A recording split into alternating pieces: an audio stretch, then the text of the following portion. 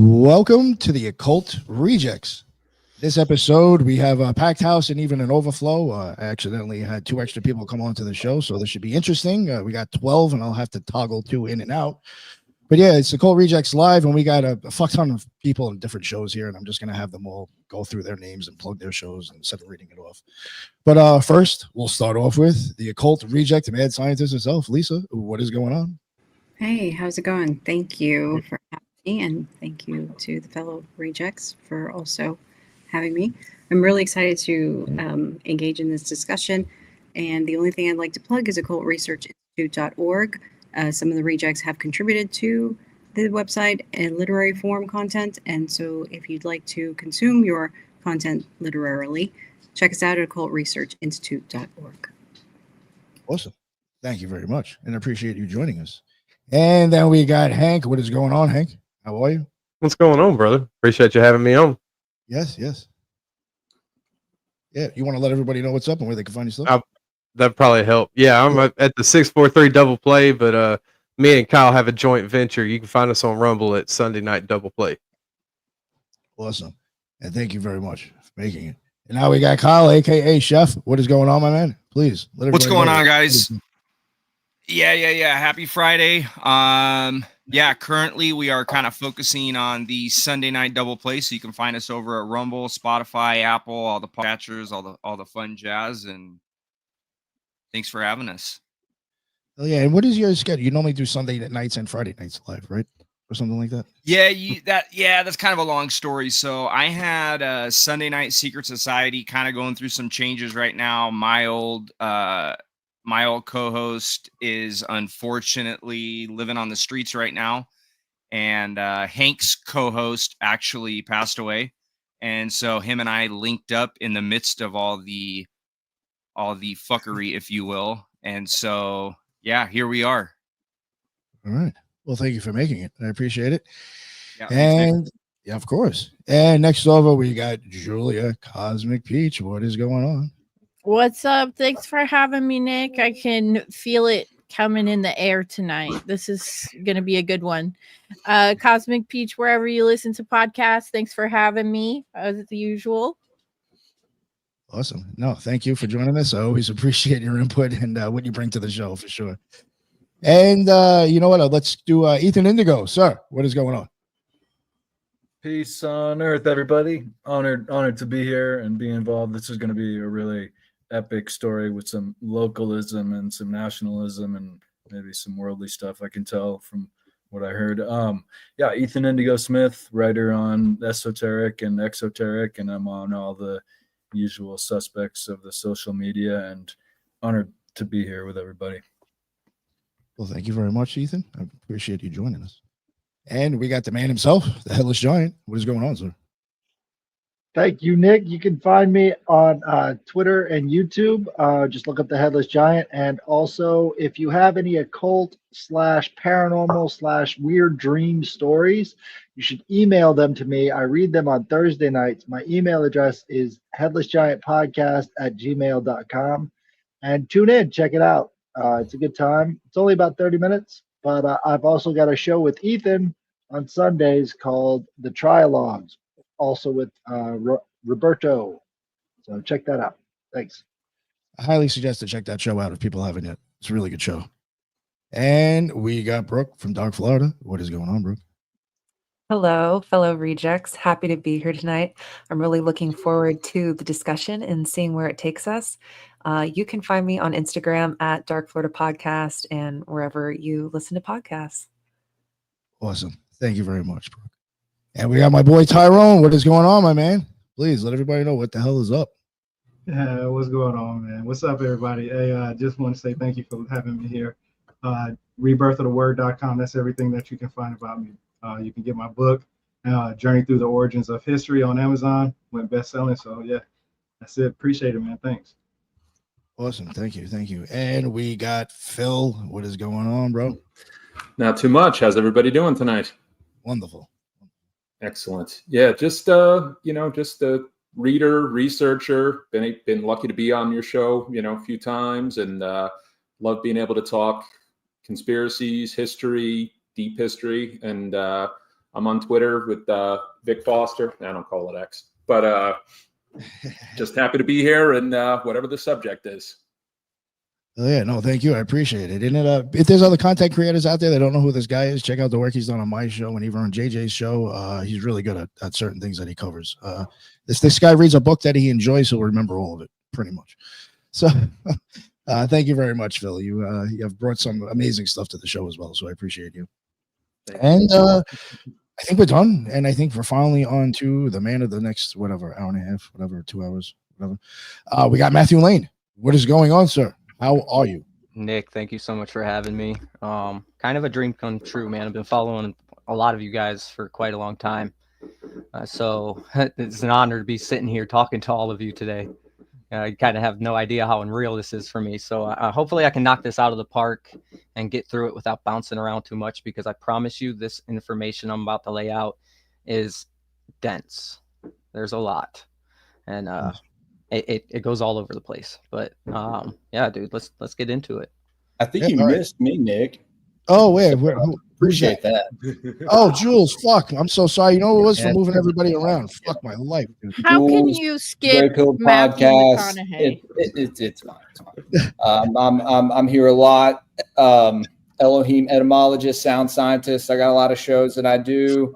You can find me on Twitter, Greypilled Pod. Go over to Patreon.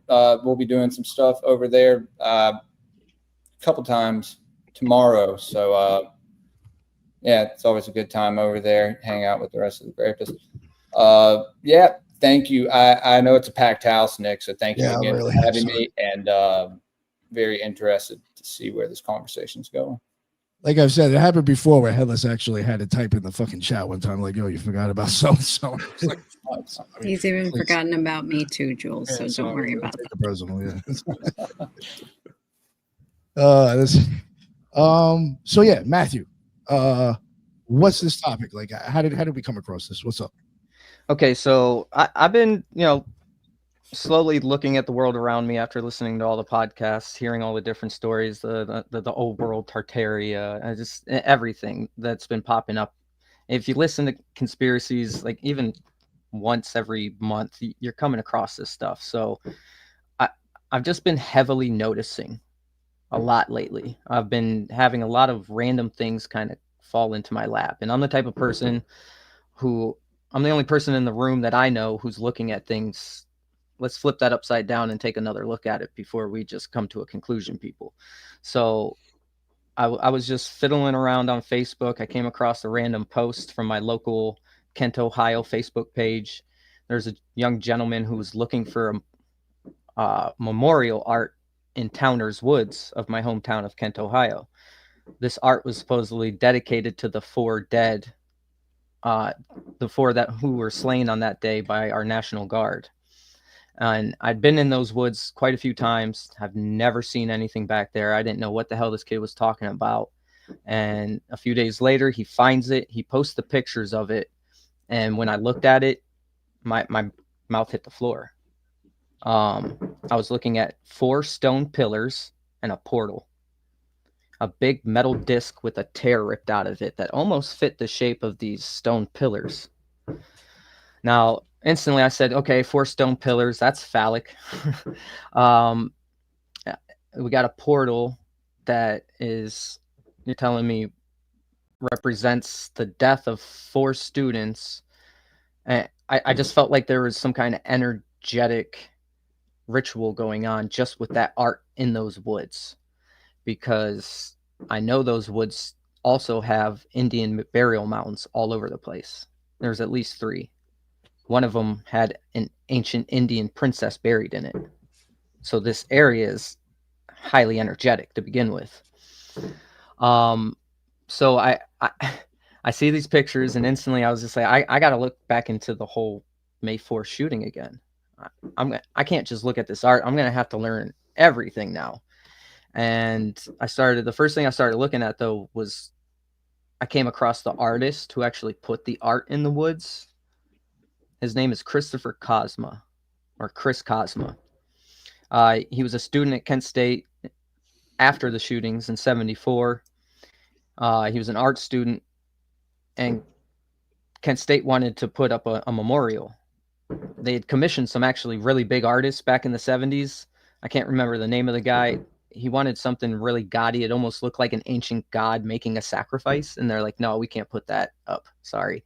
So this young student said I could do it, and I can do it for way cheaper. So they allowed him to do it. And back in the 70s, Towner's Woods wasn't woods quite yet. It used to be a farmland that was given back to the city. So they reforested it. So when the artist decided to build this memorial, he also put it up with the intent that trees and shrubs, everything's going to grow around it. So eventually it's going to look like it's been there for a very long time. And I'm telling you, these pillars almost look like witches' towers. They're very peculiar. I started looking into the artist more, and I'm the type of person, if you notice my t-shirt, Drew Missing, we look at people's names and their meanings when we're watching movies and TV shows and looking into stories.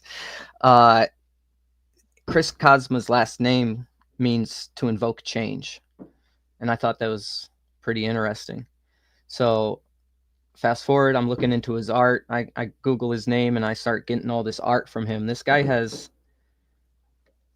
these, I won't say mural, him and his wife put together these beautiful decked out pieces of wall art. It's like the entire wall is the art.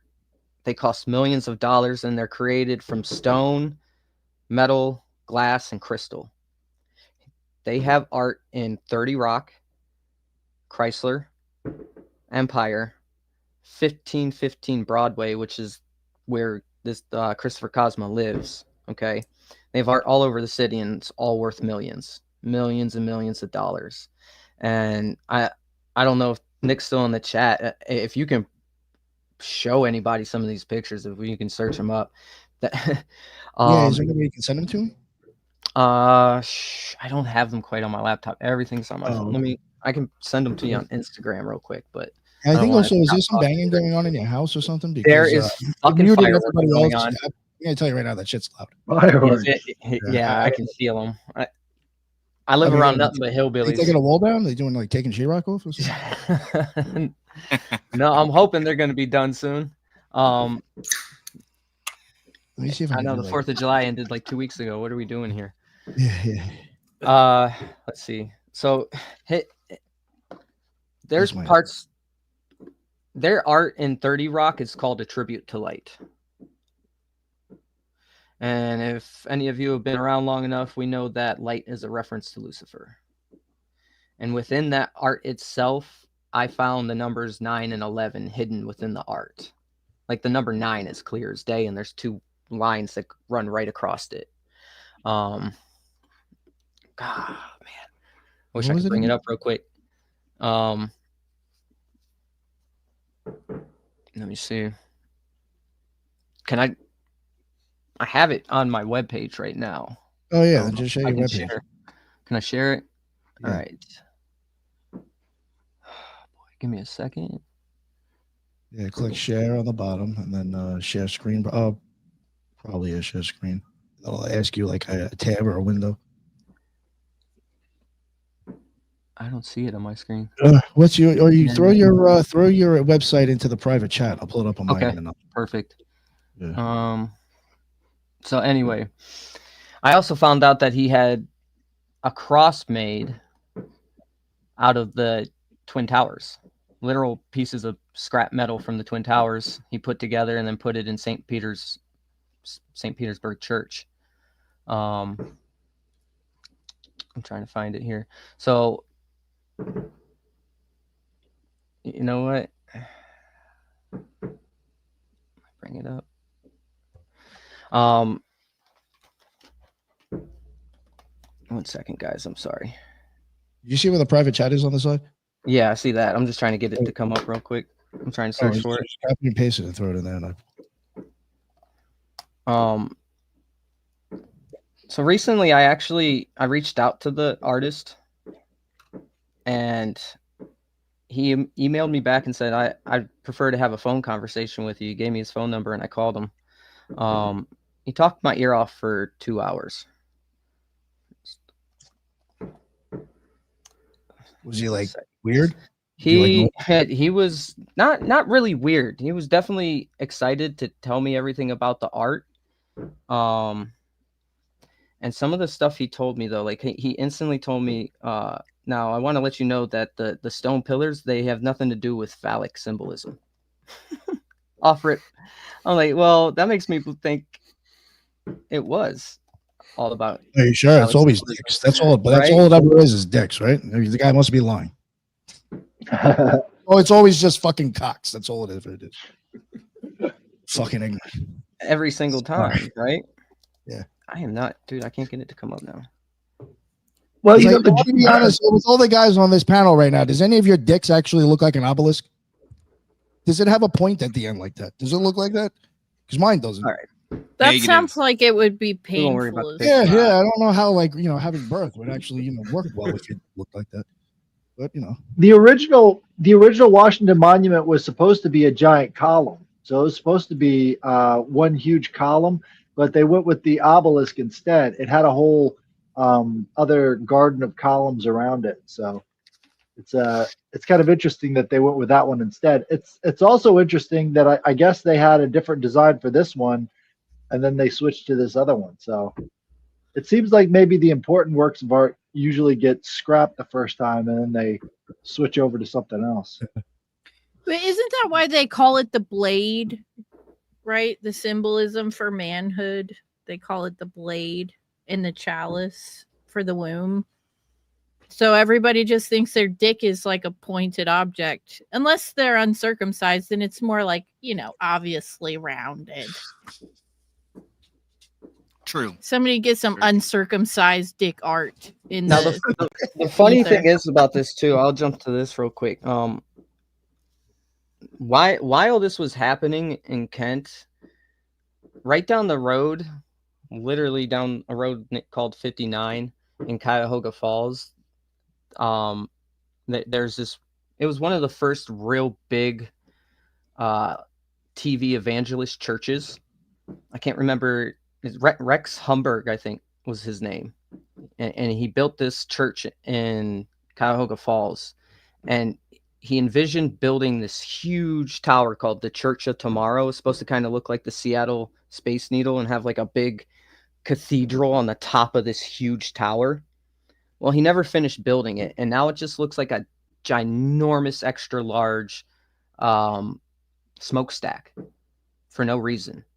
And it's sat there forever, and it's the biggest eyesore. And it's there for no reason. I don't even think they use it for much.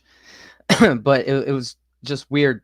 After seeing this portal and knowing about that tower, I kind of came to the conclusion that they use events like this to power bigger events.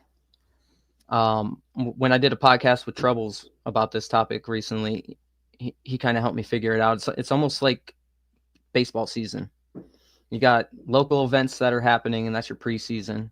You got bigger events happening, like maybe in big cities. For me, like Cleveland, there's big news happening in Cleveland, but like the rest of the country is not paying attention to Cleveland, right?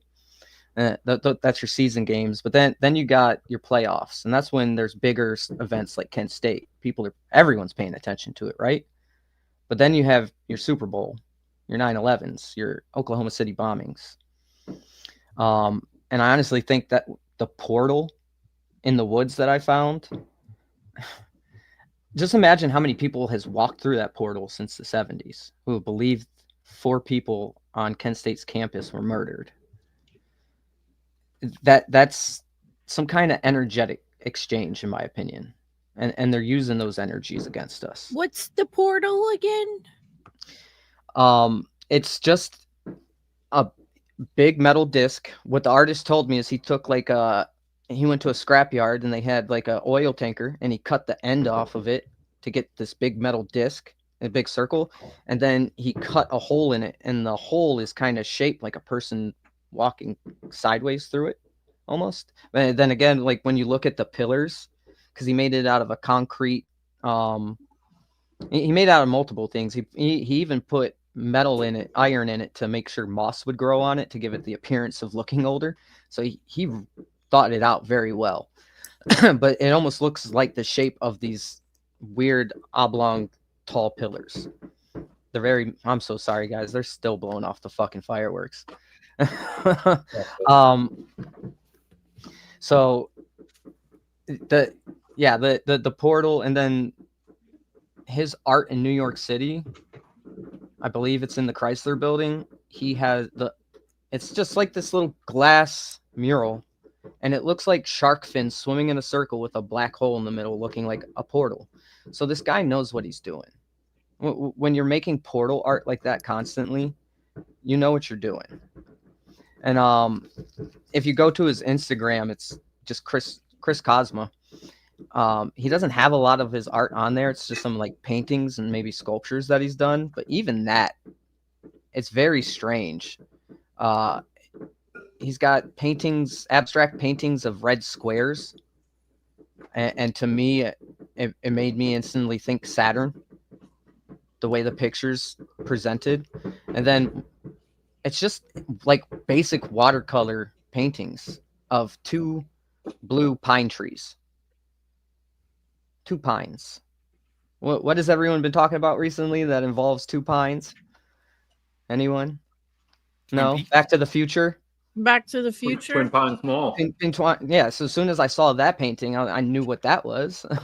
It was literally just 2 triangles with a little line, and it looked like two blue pine trees sitting next to each other. So I'm like, what's he trying to represent with that? Because that is the only thing that my brain links it to. So that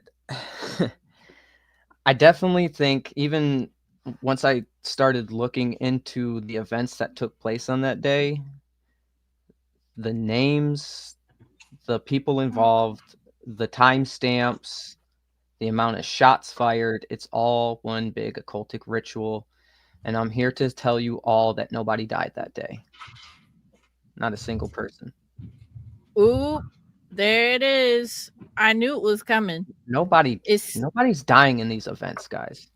Staged as a motherfucker. It's I all knew staged. it. It's all staged. And I'm going to tell you, I did a lot of my research out of this book. It's called The 4th of May, Killings and Cover-Ups at Kent State, written by William A. Gordon. He was a student at Kent State, ended up becoming an editor or writer at the Akron Beacon Journal.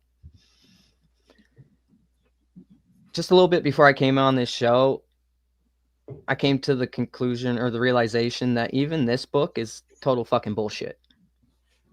It's trying to point out to you that the National Guard murdered 4 people, shot 9 others, paralyzed one of them, and got away with it. They didn't get away with shit because it never fucking happened.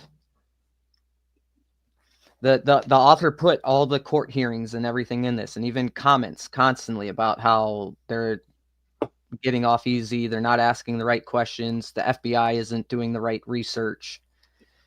Within this book, he also says there was FBI informants on campus that day. Now, my friends always ask me, like, does he talk about the victims in the book? Like, not too much. I had to really? Not too much. I honestly had to Google a lot about the victims. Like, are we sure that they're even real people? That's like, what I'm they saying. ever exist? Do they have cousins? Do they have moms? Do they have fucking socials? Yeah, they had parents, but I could not find anything on the parents other than these are the parents of. May I ask, what are your thoughts on the audio that came out, if you're familiar? Are you talking about the recordings of the shootings? Yes. Okay, so what he's asking very specifically, yes, this is where when I started looking at this, I knew I was onto something. We had 13 seconds of shooting, 67 shots fired, 4 people dead, 9 injured. That's 13, 13, 13. I'm going to break this down for you too. The distance that they were all hit, the 4 who died. Give me 1 second. Here's the distances they were all shot at. 330 feet, 265 feet, 6 plus 5 is 11, plus 2 is 13. Sandy Williams was shot from 390 feet, but on Wikipedia, it doesn't say the feet. It only says 130 yards. There's your 13. And William Schroeder was shot at 382 feet. 8 plus 2 is 10, plus 3 is 13. Make it make sense, guys. And are any of you familiar with Mr. John Lee Chalbeck and his 77 research? Yeah, so yeah, man, John Lee's a good friend of mine. Yes, John Lee talks about Kent State. Yeah, he does. Not only was the number 13 just everywhere right there, but it was 77 men, and John Lee missed this part, 77 men of Troop G, that's the 7th letter, marched up Blanket Hill, stood next to a pagoda, marched down the hill into the courtyard, made a circle, came back to the pagoda, turned around, started shooting. Now, during the volleys of shots, a big metal sculpture outside of Taylor Hall, which is on the highest point of campus. So there's another. They shot from the highest point on campus, guys. We're talking about mounds. In my opinion, I think Kent State was built on a giant mound. The whole area is hilly, like beyond belief. And the buildings look very, they look very Greco-Roman, like the pillars and everything. But Taylor Hall sat on the tallest hill on campus, exactly where they shot from, next to a pagoda. More symbolism. But when they shot, they hit a metal sculpture. And as a kid, when they took us to campus to teach us about all this, we had to take a piece of paper and do the coloring of the outline of the bullet hole. And I can tell you, even as a child, I knew that wasn't a bullet hole. Somebody just drilled a fucking hole in it. So even as a kid, I just always knew there was something. Story, man. They actually traumatized the kids and made them put their fingers on the bullet. Yes. Yeah. The memorial on campus, there's multiple memorials on campus, but the main one is literally they basically all were shot dead in a parking lot, so they put little pillars around that parking spot so no one can park there, and they light up at night. So literally you walk past where these dead bodies fell. And I grew up on that campus, dude. I rode my roller skates, my bike. I played basketball with the college kids growing up. I went to summer camps on that college. It's ingrained into my brain.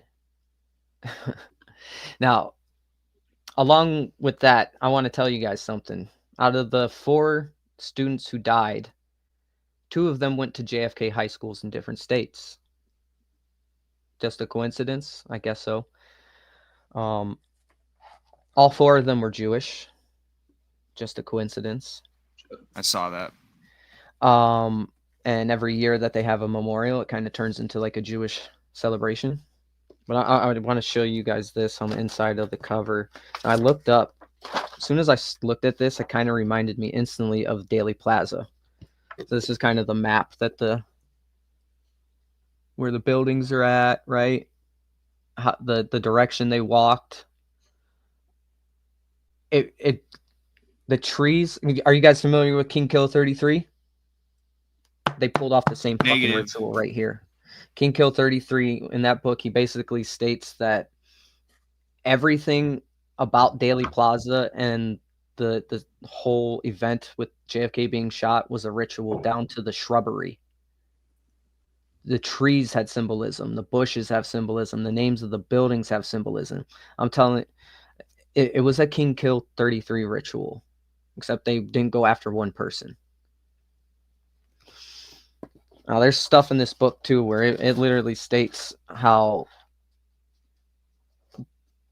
this was all pre-planned. Ronald Reagan was even quoting saying, if it takes a bloodbath to get them to knock it off, then that's what it's going to take. And if you look up the most famous picture that was taken on that day, it's of a 14-year-old runaway from Florida who ended up in Kent. Just so happened to have made friends with 3 out of the 4 victims. and was standing right next to him when he died. Can we say perfect fucking photo op? If you just go to Google and type in the girl from Kent State, the picture will come up. It won a Pulitzer Prize. It's her bent over this dead body screaming. And there's another picture I found from a different angle. The man who got shot, his name was Jeff. Sorry, Jeff, I forgot your last name. Jeffrey Miller. He supposedly got shot in the mouth. And when you look at the blood splatter on the ground, it literally looks like somebody took a big bag of fake blood, cut it, and just dragged it across the ground. It's like it's literally this wide of blood just dragged across the ground in a straight line. Looks like somebody took a paintbrush and painted it on the ground almost, just to give you that effect and to ring true of what Ronald Reagan's words were as governor of California. If it takes a bloodbath, then that's what we're going to give them. The events leading up to this day, May 4th. Now, this was on a Monday. Class was in session. Students just walking to class got hit, supposedly. It was the weekend prior that was very telling as well. Starting on Friday, a biker group came to town during the protests and the riots that were supposed to just be on campus. Somehow it moved downtown Kent, where there was 53 plus bars in our small downtown area. And a biker gang called the Chosen Few showed up doing biker tricks in the streets. And then people started breaking glass, smashing windows, starting fires, looting stores.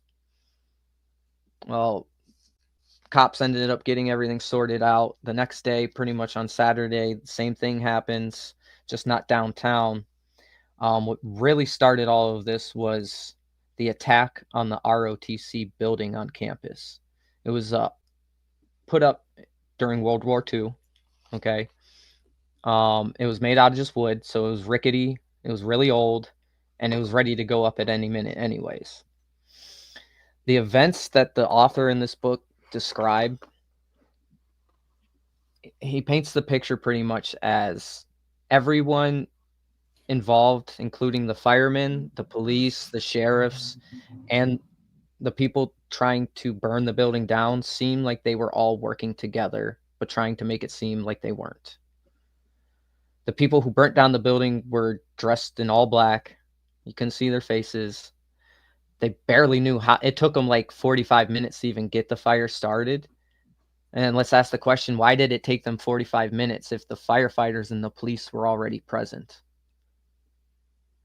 So once the fire was caught on, once the building was caught on fire, the firemen basically let it burn down. They barely even put it out. The very next day, the National Guard gets called. The governor of Ohio, Governor Rhodes at the time, comes to town, takes a nice little photo op with the burnt down building, and they all have a meeting in the fire department. Then you got the head chief of fire, the chief of police, sheriff, the governor, the mayor, and anybody else who was important enough to be in that meeting was there. And that happened on Sunday, the day before the shootings. Matthew, this sounds exactly like a military training exercise. Like they're just going beat by beat by beat at the right time to, fit into the program. So, in a military training exercise, they would take you through each step, even though it wasn't fully necessary, Yeah, the author even... Go ahead, Julia. Oh, I was just going to say, anybody who's read Program to Kill, their ears are just burning, because this sounds like the 1966 Charles Whitman, Texas, when he went up to the tower at the school and just started blowing people's heads off like that. To me, this is like just a few years after that, so it's kind of like they're running the same kind of thank you Troubles game. Troubles just said so. There was this group called the Weathermen.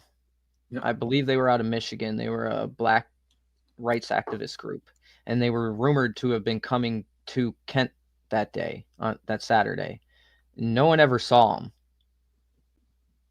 But nobody ever saw who the fuck burnt down the ROTC building either. They even made a movie about it years later. In 1981, they made a movie, and this is Treble's favorite. On August 8th, an 8 day, they brought out a made-for-TV movie depicting the ROTC building being burnt down. And I'm going to read a quick quote out of the book. They looked like Ku Klux Klansmen, only they were dressed in black. Each mysterious figure tossed a torch into a window of the building, thereby standing a conflagration. The camera then shifted to the cutesy female radical who turned to her clean-cut boyfriend and asked, "Who are these people?" Her friend shrugged. "Who are these people?" Her friend shrugged and whispered, "I don't know," with an air of puzzlement. That was just a quick scene from the made-for-TV depicting the events. That's the Process Church. They dress up in those wild outfits. They do that all the time, and they were very closely associated with the Weathermen, so they could have just been going as the Weathermen. Dude, I mean, I don't know, because I never even heard of the Weathermen, but But why did they burn down the ROTC? As basically as the reason to get the National Guard. That was so they did it once on that purpose. burnt down. The very next day, the governor came to town, who was already losing his campaign against William Taft's. I think I can't remember. It was a Taft, descendant of the President Taft, who was also running for governor of Ohio against this guy. So one, this solidified Rhodes's governorship. That fucking photo op. Two, burning down the ROTC building was, it got too violent. Things are being burnt down. We got to bring in backup. As soon as that thing burnt down, the National Guard came into town the very next day. And they worked the shit out of those boys. Most of those National Guardsmen were younger than the age of 24, and they were up all night Sunday night before the massacre. They got maybe an hour of sleep before they were woken up and told to go to start shooting or to start patrolling. And they patrolled for quite a while, with students throwing rocks at you and sticks, and none of these guys have ever seen combat before either. So whether, in my opinion, if the guardsmen weren't cued in on it, maybe they slipped fake bullets in their gun, duds. Well, you got to think about this in terms of a lot behind it. You got to think about counterintelligence. So this is the perfect rear guard action to take the attention away from Vietnam. Mm-hmm. Now I'm gonna get into a few more things real quick. Because I want to get everybody else's opinion on this too. So, we had multiple things that also took place that hit the media afterwards. It was one of the girls who were shot was said to been pictured putting a flower in the barrel of a gun and saying flowers are better than bullets. Anybody familiar to that? You've seen it in the media. Isn't that like a famous picture? Yeah. Yep. Yeah. Yeah, mm-hmm. It's also the opening scene of The Watchmen. They don't tell you that scene when the girl puts the flower in the end of the barrel of that gun and then they all get shot. They're basically, to me, that's 100% Kent State that they're representing in that. Now, another person who was shot that day, he wasn't killed, he was paralyzed. He ended up becoming a politician. And I won't get too much into him, but his story too was crazy.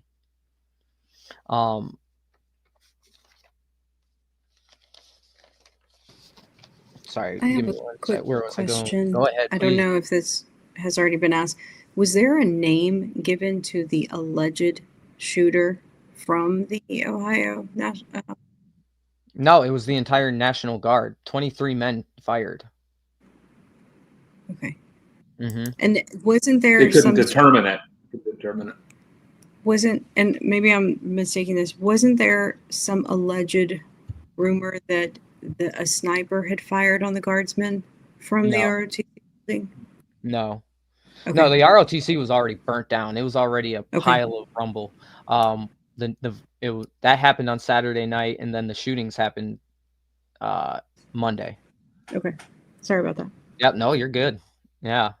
So that this event itself infiltrated culture on a big time level. People all over the world started rioting over this. But the funny thing is about this,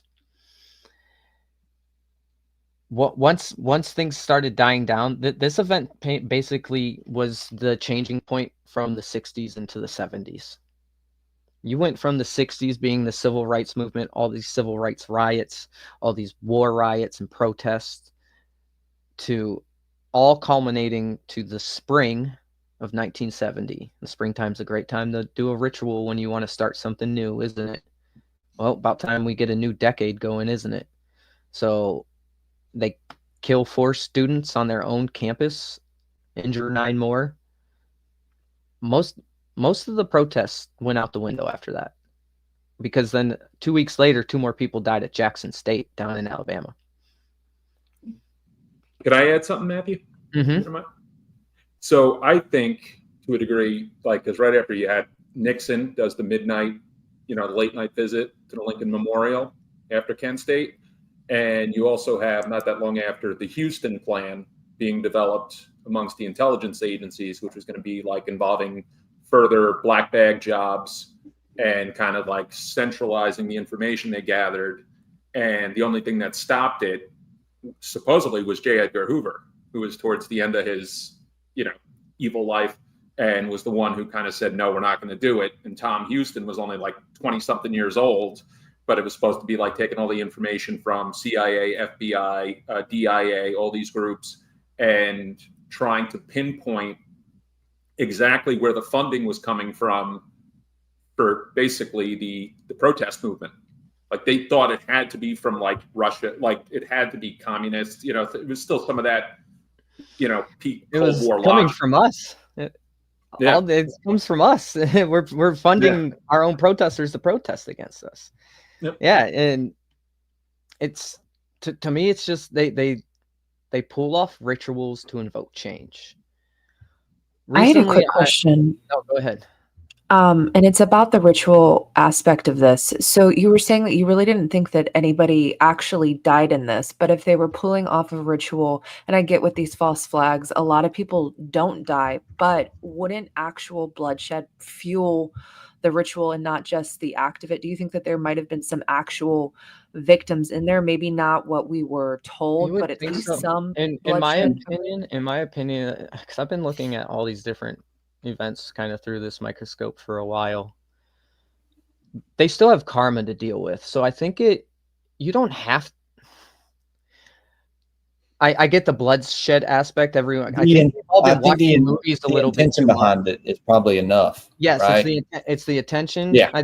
Like I said, I think we've all been watching movies too much. We have to see that bloodshed for the ritual to be powerful. I don't think it actually works like that. I honestly think their lies tricking us invokes more energy for them. Mm-hmm.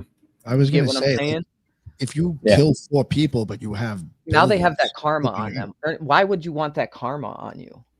And everyone thinks that you killed 4 people anyway. So in a sense, that ritual would work as well, right? Because perception is reality. And you usually see there's always something that's occultic behind all of these, false flags. Or it's a great way to launder bodies. If you got to get rid of some other bodies and then make them think that it was killed in this other shooting. Yeah, that's what I was thinking. Headless. I'm also the reason why I'm finally, because for the longest time I was riding the fence. Like, they probably did die, but I grew up in Kent, and now I kind of live in Akron, Ohio, home of Judith Resnick. Familiar? 1986 Challenger shuttle, also didn't die in her tragedy. So why? It's not far-fetched, guys. And it's only 15 minutes down the street from each other. They just got to make you think that 4 people died in a bloody massacre and their blood and guts were all over the place. And that's part of the ritual. Yeah. Yeah. I mean, that makes sense to me, as long as they can get the masses to believe that there was this bloody, horrible, gruesome thing that happened. Totally agree. It doesn't really have to happen. You just need to believe that it did. Yeah. For You them, know, it's I was just setting going to up. say, I'm sorry. you know, if you look at rituals and ceremonies, what is it mostly of? Show, basically. It's entertainment. It's something that gets people's mind and ideas flowing. And that's why you have different theories and what's going on. I'm not saying that this didn't happen, but I'm just saying that rituals and ceremonies is all about entertainment. I was going to It's say, for entertainment them, where it's everybody setting likes. up the ritual, the place, the time, the symbols used, everything that Matthew was talking about earlier, to get this energy pool, this reaction from everybody, you know, and at a mass consciousness scale would be, you know, hell of a lot of energy, I'd say. Now, let me tell you a little bit about Kent City real quick. We have the Cuyahoga River that runs through it, and on opposite sides of our downtown Main Street, the river obviously is at the bottom. We got two hills that go up on Main Street. On one side, we have a Masonic temple that was built by Marvin Kent, who was a railroad entrepreneur. He brought the railroad into Kent to make it what it is today. And under after looking into the history of Kent, it's in my opinion that Marvin Kent stole Kent from the previous family who settled this area and had it named after them, the Haymakers. Marvin Kent was from Connecticut, one of the many prominent men who moved out east to Ohio to settle. He was also good friends with Carnegie Mellon. Carnegie donated money to Marvin Kent to build our city library that still stands today. Kent also has something called Standing Rock. And Standing Rock Cemetery. And in the back of Standing Rock Cemetery, the Cuyahoga River flows, and there is a giant rock. You can fit 30 people standing on it in the middle of the river with absolutely no other rocks near it. And it was well known for being a meeting place for native tribes. All the tribes in the area would come and congregate and meet at this one rock in Kent, Ohio. So the landscape, the Indian mounds, Standing Rock, it's all screams geomancy and energy rituals to me. Kent is actually only a couple hours away from like Serpent Mound in Ohio, and like a lot we're of on these opposite end a little bit. Kent, Yeah. Serpent Mound's more towards Cincinnati, but I think there's it's like mounds 3 here too. hours away, maybe, if I'm remembering right. 3.5, yeah. Like 3.5. But I'm just saying the whole area is actually kind of supercharged with some ancient weirdness. And it's like you said, maybe like a Native American or whoever came before them, that, you know, they always say, oh, the Native Americans built these mounds, and they're like, no, we didn't. Yeah. You know what I mean? So whatever was going on in this area, it's anciently old. And are they on certain ley lines or something? Because, you know, that could We're right just outside the 40th parallel. Yeah, we're okay. I even went on Google Earth to see, because I really was like, something was telling me like, this is connected to 9/11. You just need to see if there's any parallels. And I kept looking at it, and I even went as far to see like, how close are we? New York and the Twin Towers are like right on the 40th parallel. We sit a little bit above it, so it's almost a straight shot. You know, just you got to go a little bit south, but it's mostly just a straight shot east. And Route 76. Good God, I always forget about this. Route 76 starts right outside of Akron, Ohio, and ends in New Jersey, but it runs right outside of Kent, 7613, and Kent's exit is exit 33. I even found markers in old news articles back in the 50s. In 1951, they put just a small little snippet about Kent State's growth. And it said, Kent State now has 119,000 students enrolled, with 11 head of faculty members, with 33 buildings on campus. Could you get more occultic with those numbers there? And for anybody who doesn't... What did that say about Bob Dylan in this little article right here? Okay. So he was talking about some black people in underground, the Weathermen Underground. So the Weathermen Underground weren't just a black group of individuals. They were a mixture of of different individuals. The Black Panthers and them actually worked together at a time. They had an alliance, so that's probably why you've seen them with them. So this article from, I guess, 1969, the Bob Dylan that you was talking about, let me see, because I zoomed in on it. Go up a little bit. His name was in blue. Go up Yeah, a there little we bit, go, right right there. Yeah. Yep. So they're connecting Bob Dylan to this movement. Well, they're saying, let's see. Well, yeah, the Just- Weather Underground, the Weathermen, they were an offshoot of the Students of a Democratic Society. And by 1970, they had, I don't know, I mean, I think what's his name? John Potash in his book, CIA is the Drugs as Weapons Against Us, said like LSD, when it got introduced to people like Bernardine Dorn and what's his name? Bill Ayers, they kind of went a little bit more violent. Like Bernardine Dorn was on record cheering the Manson murders. Like that's what we need to do, sort of thing. We're getting there. Yeah. Just a couple of CIA fuckers just teaming up. Wasn't Weather so what it was saying? So what it was? Oh, I'm sorry. Go ahead. Just real quick, Yeah, wasn't Weather Underground formulated in Ann Arbor with Michigan State in 1960? There was the Lake Huron. There was like some sort of like conference they had there. That's, I think, like was like a formative meeting for them. The reason because I bring it up is because Miller had one of the alleged victims. Miller had transferred from MSU to Kent State in that year. Correct. And he had done some protesting prior to his Kent State protesting at MSU. Didn't he not? That's correct. That's exactly correct. Yeah. Yeah. I believe he was also one of the 2 who went to JFK high schools. Mm-hmm. Mm-hmm. And he was supposed to transfer to New York, or he was being encouraged to transfer to New York. And I believe one of the girls, Allison, she was in a relationship with Barry Levine or something. Correct. And her to transfer to New York as well. Who also had the same name as her mother's maiden name. Mm-hmm. Her boyfriend Barry. I thought that was weird. So all 4 of these people who died were connected. Mm-hmm. They all knew each other. So Barry Levine, he wasn't the TV producer, is he? I don't know. I don't know if that's the same guy. There's so much more interesting stuff I could tell you guys. Well, here's one because Trebles mentioned it. Thank you so much, Trebles. Just the year prior, Kent State is well known for having a breakthrough in LCD technology studies. That's $1 billion tech industry now. Best believe when college campuses who are studying high tech stuff like this, especially liquid crystal back in the 70s, best believe the CIA showed up on those doorsteps of Kent State. Couldn't find anything on it. Well, let's just use our brains here. $1 billion tech industry, RCA being one of the biggest companies who picked up the tech from Kent State and ran with it.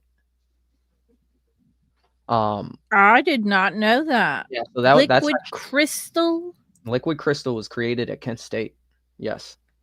So that's a huge part of the story too. I think I just haven't really broke through to find the connections because there's so many names.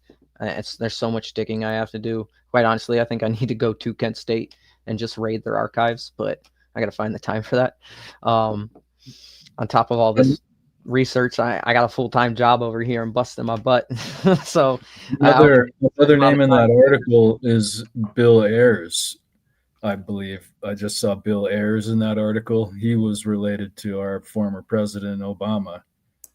I guess they had connections in Chicago, not necessarily while he was president, but it's interesting. I saw that name there. Now, Bill Ayers? Yeah, right here, right? Bring that back up, Nick. Yeah. Yes, sir. Yes, Bill Ayers. Yeah, Bill Ayers and Bernardine Dorn were Chesa Bowden's surrogate parents when Chesa Bowden, the future DA of San Francisco, DA of San Francisco, his mom, Kathy, was on the run for, I think, a Brinks truck heist. Because at one point, like the Weather Underground went from bombings to just kind of like split up, either on the run or being involved with, members of possibly what was left of the Black Panthers and, things like that, and getting in all sorts of drug-induced chaos or possibly controlled chaos, being involved, Fed operations for all we know. But yeah, Bill Ayers afterwards, him and Bernardine Dorn wound up being like Barack Obama's like advisors in one form or another. That Chicago connection. Real quick, I kind of skipped this point to some numbers of the day. When the troops started their descent up Blanket Hill, down the hill, and walked back, it started at 12:20 and ended at 12:24. So they took a 4-minute stroll and turned around and murdered 4 people. And it's more numbers for you. It just keeps adding up. But then even throughout history, they keep reusing these numbers. Eventually, back in 2022, on 12/2/2022, Kent's most famous building, the Star of the West Mill, burnt down. I don't know what relevance that has, but just all those numbers just keep lining up with Kent for some reason. And even in my own life, the numbers 12/22, I constantly see it. I don't know why. I even catch it in movies. So those numbers are important. It was in the movie Leave the World Behind, the scene where they're sitting in the car and they have the guns drawn. A little sticker in the very front of the window, it says 12/22 on it. So stupid shit like that always pops out at me.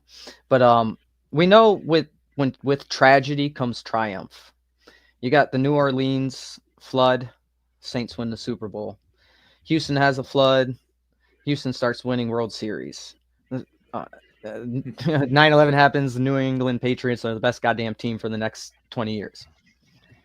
Kent State went from having the worst goddamn college football team you've ever seen to winning their one and only MAC championship with guys like Nick Saban, who came to the college campus, Jack Lambert, who was from the area.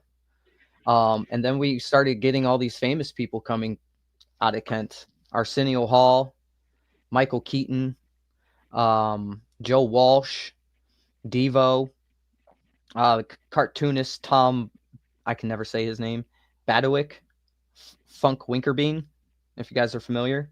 And then, of course, Christopher Cosma, the artist. Kent wasn't known for having anyone famous come out. The only thing that came out of Kent State was teachers, doctors, and the LCD tech. So I thought it was kind of interesting after a major tragedy like this, they start getting all this famous people. Oh, Drew Carey and Steve Harvey. So you got 3 talk show hosts who all came out of Kent State. And we all know talk show hosts work for the CIA. We all know that. So it's some sort of fertility ritual then.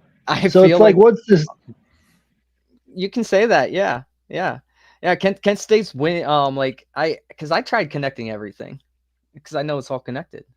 So you just got to look at it and find it. Their winning record was .222 the year before the shootings. So the 1970 season, their winning record was .222. I have a feeling that has something to do with the ritual too. It's just the numbers speak to me for some reason. It's hard for me not to pay attention to them and listen to them. But I feel like I'm missing something. There's so much more. I don't know if you guys got anything. What's that? I was just saying, I feel like you're spot on with a lot of this. And I mean, when you look at these numbers, you go back to 9/11. I mean, it's clearly a Crowleyan ritual with the numbers 9 and 11. The 2 towers and then the 77th floor and all. I mean, and you had brought up John Lee earlier, and he gets into all that. So does William Ramsey. There's a bunch of good talking heads on that subject. But no, I do think the numbers tie in to a big part of the ritual. Yeah, and I almost forgot they were even Kent State eventually built their one of the. It's this trifecta with 3 other colleges. They have one of the world's biggest collective of medical information in the world. They broke ground and started building their 12-story library right around these shootings happened also. So yeah, more fertility. And I can't find anywhere in feet how tall the building is. I searched for 4 days. I tried multiple different search methods. The only thing I can get it to say is it's a 12-story building. that says something. That's kind of weird. It's really weird. You can't give me. Could it be the observatory? No, it's just their Kent. Oh, you Kent said State library, right? Library, yeah. It's the library. Kent State's okay, library. here you It's a huge. It's the tallest building in Portage County. Hold on, I got you right here, homie. Oh, and here's the point I missed. When Kent State was created, it was started as a normal school. 1 of 2 normal schools. Oh, yeah, that's a huge building for my area. You got to go all the way to Akron to go to the next tall building. Look at that right there. You see? Yeah, pop off. Kind of like an X in the middle. It kind of looks like it's forming a almost like hexagram. Oh, zoomed out too far. Way too far. I thought I saw a swastika. Yeah. They have. I don't know. I have yet to look at the way the campus is laid out. It's changed a lot in the past 10 years. Kent State is. Yo, Tyrone, get us on Google Earth. They're getting so much money that they're starting to buy up the downtown city area, putting up hotels and stuff. Like the campus went from being just having a nice little campus to like it's pristine as fuck now. There's definitely stuff in there, man. Kent State started off as a normal school. It was a teacher's college in 1911. The college kind of broke grounds for its campus. It opened its doors in 1913. So there's your number 13 again. But it started off as a teacher's college to teach people how to become teachers. I couldn't find anything, but my brain instantly went to, oh, this is part of them installing the Prussian school system, wasn't it? You're teaching teachers how to teach. I couldn't find too much on who was backing the college other than Marvin Kent was. There was a bid between Kent, Ohio and Ravenna, Ohio to have the campus in either city. They're right next to each other. Ravenna is actually like the capital of Portage County, but somehow Kent ended up winning the bid to have the college built on their land. Ravenna, Ohio is known for Maynard. Why can't I think of his full name? Lead singer of Tool is from Ravenna, Ohio, right down the street. Yeah, no shit. Yeah. You know what's interesting? Skinny Puppy. They are associated, I think, Process Church.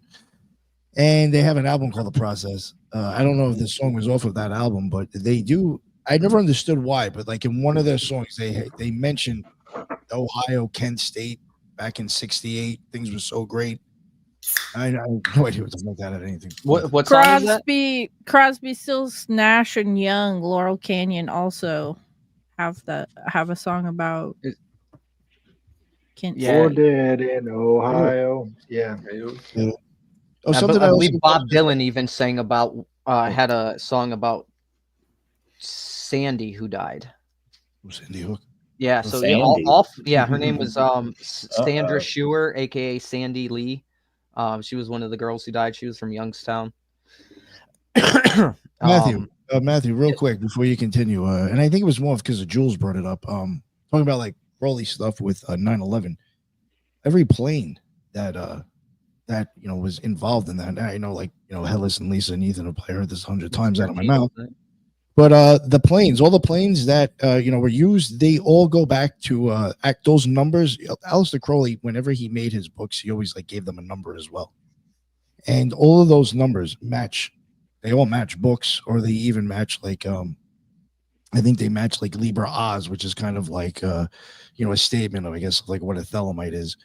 But another interesting thing to mention about that I had the book. It was called Liber Astarte. Now, in the book, there was nothing about killing anything or anybody, but that book is based on giving you ideas of like offerings to the gods that you're working with. So I did even find that like pretty fucking weird. I was like, damn, like even that book is involved with the ones that hit the planes, the building supposedly, whatever.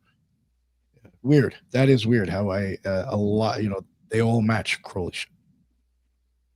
But to what Headless was saying about this being a fertility ritual of some sort, maybe the artist, that guy you were first talking about, maybe he kind of knew that, and that's why those obelisks look like phalluses. Okay, let me go back to that real quick. Do you have a picture of that, by the way? We're on Google Earth. We could probably zoom in on it. Supposed portal, or the what you said you saw? It's all on my phone. And Tyrone, go back up. Let me. We got to find the forest. I got you guys. Nick, I'm gonna send you some stuff on Instagram because it's the fastest and easiest for me. Man, let me throw a little tidbit in right quick. Please. Hey, I'm gonna reshare this. Hey, I was in the forest, man, but there wasn't nothing that you could really see in there, man. It's just like a trail, and it's just no, it's hidden, bro. I'm gonna show you guys some pictures. Give me 1 second. I'm gonna send.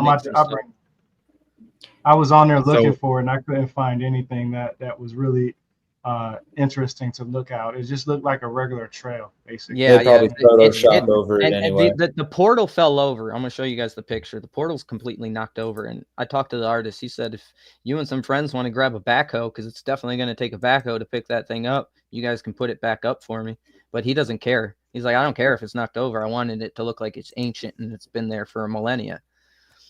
Okay, Nick, I sent you some stuff on Instagram. Hopefully you can pull those up. I sent you his art, some photos of his art, even the one with the 9/11 hidden in it, and the art of the portal in the woods. I have a picture of it still erect, which is very telling. So hopefully we can get those brought up. Go ahead, I'll shut up. I also wanted to say that when we ran the gematria, it came up with Kent State equaling Freemasons, as well as Ride the Lightning and Goddess Mars, which I find interesting. Kent State Golden Flashes. We are the Golden Flashes, and we use a golden eagle for our mascot, and a lightning bolt. So, whoa, nail on the fucking head. And real quick, let me throw this in right quick. Go ahead, Hank. Oh, so the Kent State was on the 4th of May, right? It only took 25 days for Crosby, Stills, Nash & Young to perform Ohio for the first time live on the 29th. 25 days, 2-5, there's your 7. And that just proves that they had that in the bucket, just waiting on it, So the other day I wanted to search up some pictures, and I typed in May 4th, as in the word fourth instead of 4th on accident. May 4th students. I hit enter and Google. You want to know what I found? In 1919, the May 4th students was a Chinese revolution which brought Chinese communism into play. Damn. They love using these numbers, man. So I typed something in trying to get one result and got something completely fucking different. But guess what? It still follows the exact same game plan. It's changed. So yes, I think it is a bit of a fertility ritual, but in my opinion, it's a change ritual. They're invoking change on the population by scaring the shit out of us and making us create the change for them. Order out of chaos. Thank you. Yes. Right. And May is sacrifice time in ancient times, so this would be like Beltane. Yeah. So this is when they would have the sacrifices. Yeah, and it was also a Trebles, Mr. Garcia, my favorite podcasting buddy. While I was podcasting with him, he went out of his way to type in what was the moon phase of that day. It was a waxing gibbous moon just a day or two before a new moon. Then he looked up 9/11. Oh, wow. Exact same thing, except just it was a waxing gibbous moon at a higher percentile. See there? Look how that thing's shaped. It's shaped just like the pillars. It's for somebody who's very tall. It's the same size as the pillars. Yeah. The pillars are about 6.5, 7 feet tall. The artist said that these were not supposed to be phallic in nature. No, he said what he was trying to show was an upside down grave. That's definitely he's full of shit because it looks like a bunch of fucking dicks. Let me get to this. Let me get to this real quick. And I apologize for jumping around. once the artist graduated from Kent State, he wasn't doing shit with his life, so he moved out to New York City and landed in this flat apartment in the same building as the CBGB. Once he got into, I mean, literally right behind the CBGB. And once he got to New York and got settled down, he called up some more artist buddies from Kent State, and they all moved to New York City with him. And they basically started an artist group called the Mebwebwe Group. Mebwebwe has no meaning whatsoever. It's not even a real word. But some people say, what the artist told me is it means laughter in Swahili. And they called themselves the Mebwebwe Group because one guy in the group would run around screaming that word for some reason. That's exactly what he told me verbatim. So this Mebwebwe Group, you may not have ever heard of them, but if you guys Wikipedia, they were in a lot of cultural aspects in the 70s. They helped push the funk movement with their art. Not to mention they were right behind the CBGB, which screams CIA all over to me. And Chris went out of his way to tell me this, how he rented the flat from an old Jewish guy who owned a deli. Okay, well, that's an interesting fact. Go ahead. I'm sorry to cut you off. No, you're good. I'm sorry for interrupting. If you go back to just the goddess Mars piece real quick, Mars, while associated with war, is also associated with fertility, most likely due to being the child of Juno. So if this really is one big giant fertility ritual, it's interesting that Mars is mentioned. That's a great point. Wow. Well, yeah, it's kind of the same with Venus, the masculine. I think maybe the Greeks. I don't know if Headless can correct me on that. Hephaestus was originally married to Aphrodite, but the first person that she cheated on him with was Mars, and so the idea was that basically people are always in love with war, you know. So they go hand in hand. Right. All right. Okay. Just a couple dicks sprinkled in there, of course. So during this conversation I had with Mr. Cosma, he also told me that I believe it was the general who was on campus that day for the National Guard happens to be friends with his family. Even went as far to say that the first rifle strap he ever owned came off of a gun that this general gave his father. The artist also went to as far because I was very respectful. I when I called him, I made sure I was interested in his art and I wanted to hear his story about it. I tried not to give him the conspiracy side of it. I ended up breaking. And I told him why I contacted him. And I told him I was breaking down this story. And I think there's something bigger behind it. He immediately told me, well, I want you to know that the people involved with that fire and the people who were there that day with the National Guard, they had nothing to do with each other. It's not like they knew each other or something. It was just events just happened the way they happened. So yeah, I guess so. Oh, so he went out of his way to be like out of his way to tell me like, oh yeah, well this group of people and that it happened the way it was all by chance. Like Chris, it's like, oh, who are you to say that? I'm sorry. Who are you? Why would I trust anything you have to say? You mentioned that he graduated Kent. I apologize, but was he going to Kent when the No, he was still in high school at Hudson High School, which is where my boss graduated from, and I work right down the road from. So it's right down the road from us. Yeah. So he was in high school when it happened. He was in high school when the shootings happened. Even more of a reason to fuck you. You were in high school at the time. What are you, a fucking expert on shit? You was like 14 at the time. Julie, like, are you aware of Hudson? It's a very uppity town. It's part of the Western Reserve. Yeah. Mm-hmm.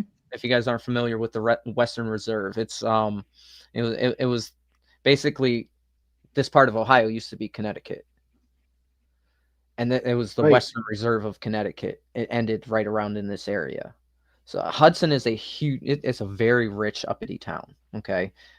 Chris was born with money already. His parents got money. Hey, whoever's controlling the screen right now, go to Google and type in home horse.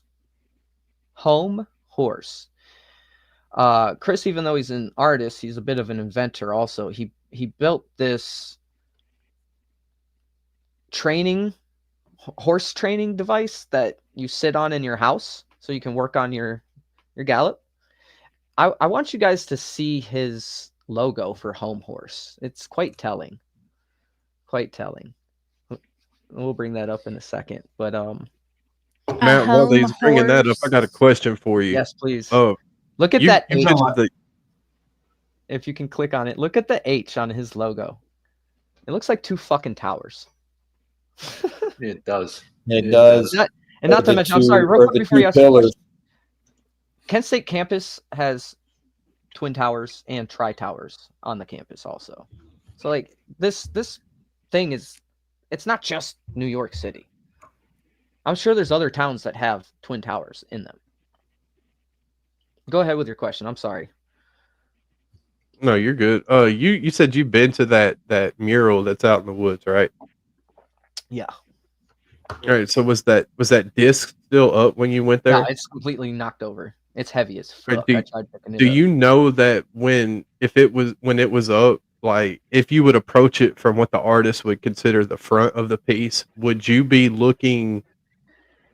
Would it be like the disc? Would it be caved away from you, or like you know what I'm at? Like would it be? Well, the way he had it set up, the way it actually is, it's you got a pillar here, the disc here, and 3 more pillars over here. So it was like 3 of the bodies already entered, and the 4th one was supposed to go in. But to me, what he told me was, he offset it like that just to make it visually look better. I was like, no, you didn't, Chris. I know what the fuck you set it up for. That's a visual representation of souls being transported. Did you ask him why? Yeah. Go ahead, Julia. Why did he want to put it way the fuck out in the woods where nobody could look at it or appreciate it, right? Or Like, even know it exists? And I couldn't. Because he said he wanted it to look like it'd been there for a millennia, for a very long time. Yeah, he also invented a fucking hobby horse, fucking weird thing that you sit on at your house with some weird symbolism. I mean, he's just a weirdo. He's like, you know what I'm talking about. He was an absolute gentleman to talk to. I feel bad sitting here talking shit about him, but I'm sorry, Mr. Cosmo. You're part of something bigger, and you need to stop lying to us. Yeah. I wanted to point that out. So the way he reacted sounds like he had heard that accusation before. Yeah, that's absolutely. the first And thing his like I mind said, went to. even I took my book sleeve off. Even this book, I guarantee any real deep conspiracy junkie who's ever looked into this saw this, read this, and was like, oh yeah, they definitely killed those kids. That was definitely a cover up. Our government's doing something to us. They're getting away with it. No, they're getting away with even more than that, because they didn't kill anybody. They just lied to an entire population. They lied to the world. People in Asia was rioting over the May 4th shootings. It was a worldwide event. It was huge. And like I said, it was the marker to kill the 60s civil rights protests and start the new 70s. Let's go do coke and fuck each other. You want to get fucked? Come on, let's fuck. You want to get fucked? Let's fuck. Like the 70s was just everything downgraded. And I don't know if any of you have ever paid attention to this, but isn't it funny how like throughout history, you look at the time periods, you got the 15, 16, 17, 1800s. But then when you get to the 1900s, it's not 100 years that defines it. It's literally every fucking decade, it's something new. Our entire culture is being changed every 10 years. It used to be. It stopped at about 2000. Yeah, now we're into and I think that was the ritual of 9/11. They fucked with time. They fucked with time big time. Yep. And now we're stuck in some kind of time loop where I don't know if you guys looked around, but I could go to an amusement park and literally see people who look like they stepped out of the 70s, 80s, 90s, and 2000s. Hell, I see people dressing up like they're from the 1920s today. So what the fuck is going on? Are you guys with And me? I mean, everybody's riding a fucking hobby horse. my son is a 17-year-old punk That's rocker. why I'm cracking up, y'all. I'm That so doesn't sorry for cracking up because I'm looking at this shit. I'm just like, yo, what You the see this fuck? hobby horse? No, but it killed me. That is I creepy dude, shit. and I found that on accident too. Like when I typed his name into Google and I'm searching stuff, like I was just looking for art, and then I found that, and the H caught my eye. I didn't know that was his company until I clicked on it. This is how rich people do chores at That home, or that what? could definitely represent the two towers or It does, the two pillars of Solomon. You know, it Oh, yeah, being you know, tied to Freemasonry, perhaps. Absolutely one. Who has an HH name? There you go. Yeah. Are there any HH names out there? I don't know. The first thing that came to my mind was Excuse me, Matthew, have you looked into the history of the Department of Defense research at Kent State? I know they started in the late 50s and they were pretty prominent in the 60s. Would you happen to know exactly what department and what they were researching at Kent State? No, I have not gotten into that. Okay. That's Do you say that the one other again. thing It was Department of Defense also research? DARPA does business with Kent State. I just don't know. See, I didn't even find nothing like that. That's insane. And you was talking and about art, look, bro. this, Look at that. real quick, guys. You see the picture he's got up right now? Yeah. If you go to his see? Instagram, he's got 2 more pictures exactly like it. And what Red- does that red have to do squares. with the hobby horse? I have no idea, but it screams Saturn to me. He's got 3 pictures. Is this guy well off because of the hobby horse and all No, of this he's well stuff? off Is because like he was born into the money. He came out of Hudson, Ohio. All right. So like, he's just doing this stuff for fun, making dude rich with the- people look like retards on Instagram. Did we Hey, show that the dude with pictures? the cowboy hat, man, need to take that shit off. That's so disrespectful, man. Look at this shit. Did we look at? Did you guys see the pictures of his art from New York City? All of his art is worth. I think, and honestly, I think his wife is his My bad, handler. I I think his wife is the genius here because most Yeah, of the art in New York where's she City. I can't think of her name. It's Ames, something Ames, Ames. Yo, Tyrone, you were rocking a cowboy hat. I saw that. Yeah, but I rock it way better than that Yeah, shit, you man. did. That's Yeah, why you I say did. I bet you As were. long as you're not rocking it on a hobby horse, No, I don't he give a pulled it fuck off. where Tyrone you definitely have it pulled on. off. No, he definitely pulled it off. Yeah, so I this guy knows the symbolism. He let me know personally that his parents were connected to people who were higher ups that were there on campus that day. He didn't have to tell me that shit, but he did. He opened his mouth. He said a few telling things to me that day. I do plan on.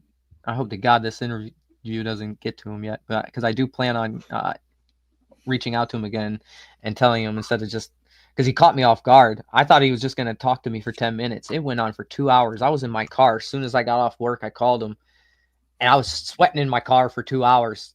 I couldn't stop him from talking. And I was just like, just keep giving me more. But, I wish I was recording it. So hopefully I can get him to actually do a interview. I mean, with Matthew, really, if he does hear about this interview and he listens to it, what's the worst that can happen? He cancel you from buying hobby horses. I mean, he's I'm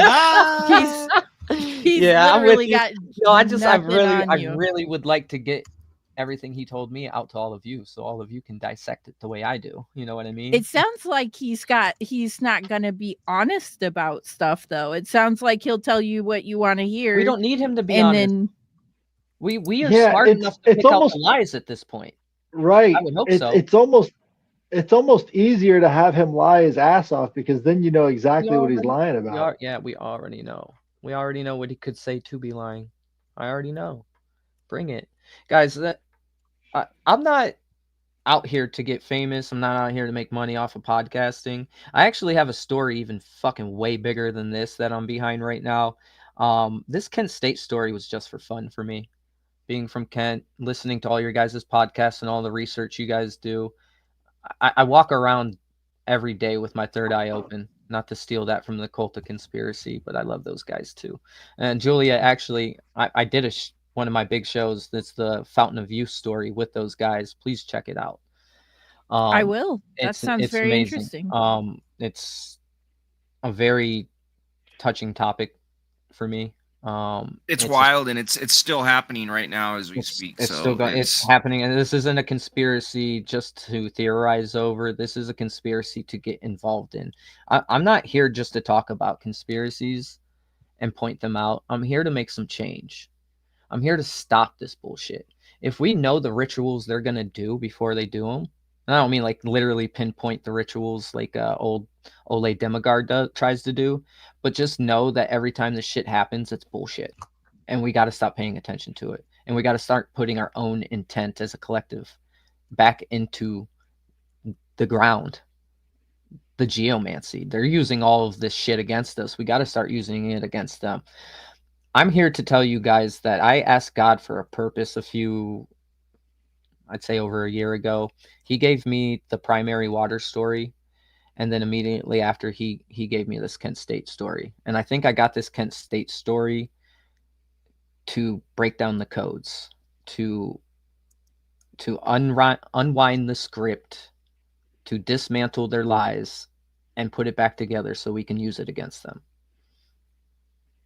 Divine inspiration is my favorite type of inspiration. I say that all the time. Like, weird stuff will fall into my lap and I'm like, I've never heard about this before, and then I end up looking into it and it's just rabbit hole after rabbit hole. Like when I discovered Program to Kill and Laurel Canyon, and that stuff changed my life. You got to fuck with their numbers. You got to get on the Wikipedia and you got to edit all the 13s out of everything they put in there. Here's something that happened to me real quick. You know how they put the numbers in the news cycle? It's always a 33-year-old or something like that. You know, or 13 people were struck by a car. I personally know a guy who blew his fucking hand off a few weeks ago. Okay. He's my age. He's 38 years old. The news put it out there that he was only 22. And they never corrected it. They don't fucking care about reporting the truth and the details. They got to get those numbers into their stories. And I've always wondered why, or how do these numbers always end up in the news? There's no way. And I saw this one, and now I'm questioning it. Down in Columbus a few months ago, 3 women were murdered at the address 1333. I'm like, no way, that didn't happen. And then fast forward to now, I finally clearly, because I know the asshole who blew his hand off, I know they're lying. They're just doing it to do it, guys. It's not by happenstance. It's not the universe. Did they also put that he was 22 and he had COVID of the beehole and like all this extra stuff? You know how they love to just add details and like put all the propaganda stuff in it. Suffering from with COVID. Go ahead. With COVID, there used to be a thing where you could type in on Google like a certain number, like say 333, and it would come up on Google, 333 dead, and you know, like this town and this town, and it was like, wow, exactly, Phil. I'm half tempted. I was very half tempted to call out to the editor and be like, why are you guys lying about his age? Why do you keep using these numbers? They just lie to you. Yeah. Oh, sorry about that mistake. Well, you're going to fix it because, you know, that really changes the story. You just described a completely different person when you said he was 22 years old, you know? So they do that with serial killers a lot too. Actually, they'll put serial killers that they'll say they died in prison at age 77, or they were executed on the, you know, specific days, the 22nd, or all this stuff. And like the day that John Wayne Gacy was executed was the day that Jeffrey Dahmer got baptized, and they put that in the news too. It's like they do find significance by either making shit up or choosing specific dates for things. Mm-hmm. Absolutely. You know, it also might have to do with the places where they're encoding these things. So, you know, check out the location of these different newsrooms and stuff like that, because I think that could be geomantically significant. Where they're sending the broadcast out from. Yeah. Right. Yeah. Kent State is a false flag, just like the one I mentioned earlier that was in Austin, Texas. Phil, do you know about that one? Charles Whitman? Yeah. That's the one they talk about. I think Kurt Russell played him in a movie, and they cite that in Full Metal Jacket when the drill sergeant is talking about how where did Whitman and Lee Harvey Oswald learn to shoot? The Marine Corps. So like that's the question they give. Meanwhile, like Lee Harvey Oswald was a horrible shot, but and supposedly Whitman might have had a brain tumor. That's the one story that I've heard about with him. But yeah, he killed there's some weird stuff about him. Yeah, he killed his wife and mother before. Yeah. Before he went to the school and did that. I was going to say earlier though, with the once again the king kill aspect. Idaho, 1122 King Road, 4 students. Oh, shit. And it's funny enough, I'm doing a show with JJ in another couple of weeks about the 2 books I've read in regards to that. I just finished the James Patterson book about that one. So, to be expected, kind of a limited hangout sort of book. I just looked up May 4th as well for the pagan holidays, and you guys are gonna not believe this. So No, it is no, the not at all. Celtic. Wait for this. So it's the Celtic holiday festival of fertility and healing. Shut. I want to throw up, shit, bro. dude. Oh my god, there we go. Yep. Oh, that's man, Nick. Thank you so much for bringing me on today. I thought I was gonna shit the bed in front of all these Hey, people. look at that but shit, yo. What that this shit look is like? why I'm in it. This is why I've slowly been wanting to get into podcasting, because there's so many fucking dots to connect. We can't all do this research by ourselves. I've been wanting to bring this information, not just to be like, hey guys, check me out. I know all these cool things. I know there's more to the story. I need more people to bring me information and information that I can bring them. Like I myself, guys, autism. What is are tough. those symbols? There's so many different conspiracies that I myself have already lived. Yeah, that's wild. Where is that? It looks like H's. It's in a Towner's. It's like in a Towner's. Those look like H's. What Like is a that? little The rape part of it. lodge over Oh! at the Kent State fucking No. University rape lodge? It's called the ski booth in Towner's Okay, Woods. ski booth. Yeah, I was standing in that. They call it the ski booth, but it could be also the rape lodge. And look at all these little H's, hobby It's the horse, sock hobby lodge. horse, all over it. Sock lodge, Julie. Yeah, I don't know what that is. Who like climbed up there and wrote on that? That's wild. Oh my God, Nick, did you say the sock lodge? Yeah, it's just a little structure standing in the woods. It's more for decoration than anything. Kids hang out in it And smoke weed. rapes.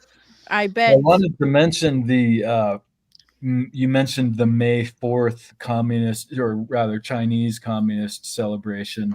May 1st is a big communist day too, of course. Isn't that May Day? Which one's May Day? Yes, yeah, of course. May 1st. May 1st is May And Day. so that's 3-day difference, of course. The fertility coming to birth, 3 days. Just interesting. No, So shit. I wanted to throw in here. Go ahead. Lisa says in the chat, she says Project Themis at Kent Liquid Crystal Program. So Themis is the Greek goddess of justice. She has the sword, the blindfold, and the scales, and that's kind of interesting. So Project Themis is where they got the liquid crystal display. Also, the second oracle at Delphi, and presumed to be mother of Prometheus. That's wild, dude. It just keeps, dude. Thank you guys. You're making it just keeps adding up, man. It's like them naming every space shuttle launch after some kind of god and doing it on very specific ritualistic days over and over and over again.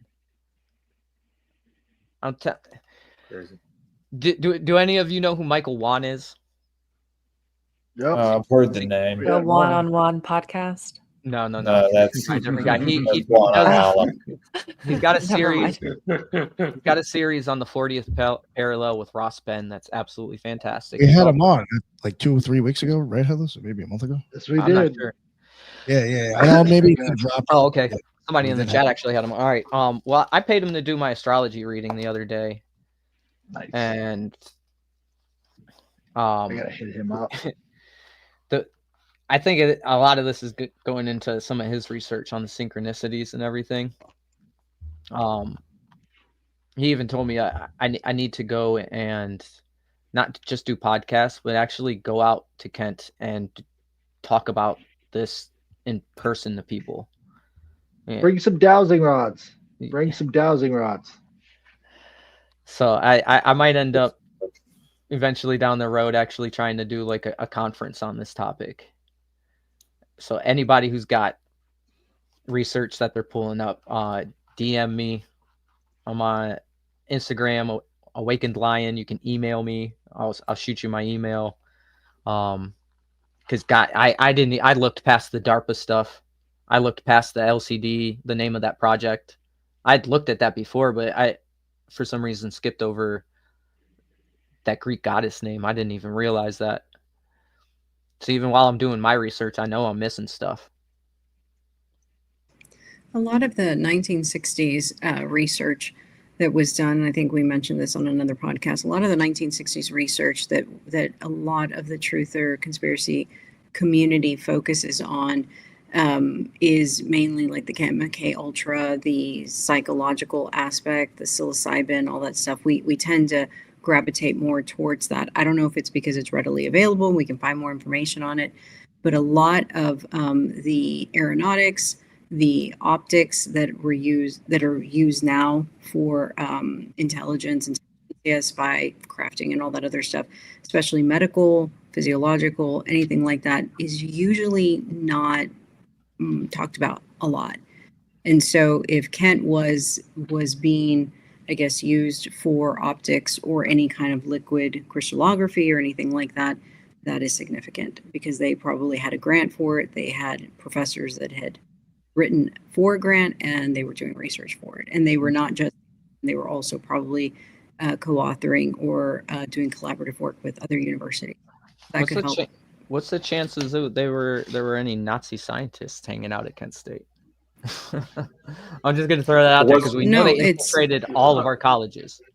Yes, they were brought to where there's like an infamous picture at an Ohio Air Force base, I think, where Werner von Braun was originally brought at one point. So Patton, that was that was my next point, in that because Ohio is the halfway point between Chicago and New York, we do know Chicago is Fermi lab, or Dr. Fermi, who helped develop the Large Hadron Collider Particle Accelerator. That doesn't get a whole lot of attention. Everybody focuses on CERN. We have CERN in Chicago, and then you have New York, which had a lot of experimentation being done by scientists from Project Paperclip and what forth, and so it was the go-between with that. Somebody got their phone on or something? I hear some background noise. Went away. Yeah, it's not sure where that was coming from. That is fantastic info, and yeah, man, I'm telling you, we could compile probably 3 hours of symposium on this alone. It just keeps connecting. It's all over the place, and I'll even throw this one out. The high school I went to, it's named Theodore Roosevelt High School. Theodore Roosevelt was vice president to William McKinley. William McKinley was also assassinated and was from Canton, Ohio. The William McKinley Memorial is exactly 32 miles away from the Theodore Roosevelt High School in Kent. So when you ask yourself, well, Theodore Roosevelt wasn't from Ohio, why has he got a high school named after him out there? I think that's why. They placed that in the city of Kent because it's exact location. They love using those numbers. There's a lot of weird shit that comes out of Ohio, like MGK, for example. Fucking talk about a lizard king. I met him in person before he got too big. At his in Kent. Breakfast place in Cleveland? No, I wouldn't even bother. Probably get botulism. Well, you probably get raped in the beehole. In the 70s, Ohio became, you had some interesting stuff. You had Larry Flint kind of getting started there with the Hustler Club. And then in the late 70s, you had the Cleveland Mob War with Danny Green taking on the Cleveland Mob, and Cleveland becomes the car bomb capital of the world, at that point. And my favorite unspoken about event was the 1970s taking over of the entire town of Boston Township. It's now referred to as Helltown. Have any of you heard of this? No? So back in 74, there was a bill signed off for like preserving. They said there was too much urban sprawl and we were knocking down too many forests. So what did they do? Instead of just like stopping knocking down forests, they knocked down an entire town. They removed people off their property with guns, burnt down their homes, and told them this is now a national park. The government completely tore people off their own properties, booted them out, and this area of Ohio is gorgeous. It's not flat fucking cornfields. There's a lot of peaks and valleys and rocky areas. There's lots of climbing to do, hikes, trails, and Boston is beautiful. The name itself too, it's named Boston in the middle of Ohio. So they signed this bill, kicked everybody out, and then somehow lost funding to turn it into a national park, turned around and told everybody they can have their property back. In my opinion, I think they were searching for something. When did it happen? 70s. In the 70s? Yeah, they tore up the entire town, even turning parts of it. And you know how they said they were trying to save the land, the trees and everything? They turned half of the area into a toxic wasteland by dumping toxic sludge all over the place. This place, dude, Helltown, Ohio has more conspiracies driven in it than any other place you've ever heard of. There's stories of giant snakes, Satanism, a bus full of kids going missing, witches. Is there like paranormal? I feel like I've heard some It's stuff extremely like paranormal stuff Yeah, regarding. I've even had friends say it's a very secluded area. It is guarded by cops a lot of the time, and the cops out there suck. But being a teen, me and my friends used to take blunt routes. Everyone does. I'm telling you, if you live in this area you've taken a blunt route through this area, and multiple friends have told me they've had experiences where the car either starts acting up or they got out of the car just to be idiots and walk around and like they hear noises and shit. And that's not even walking deep into the woods. That's just driving down the dark roads at night. Well, I also go ahead, Brooke. I just wanted to say really quickly that this isn't the first time that the government's come in and done that eminent domain. I mean, look at the LBL. That is an area of high strangeness, and people were just booted off of their property, and they'd been there for hundreds of years, homesteading and things like that.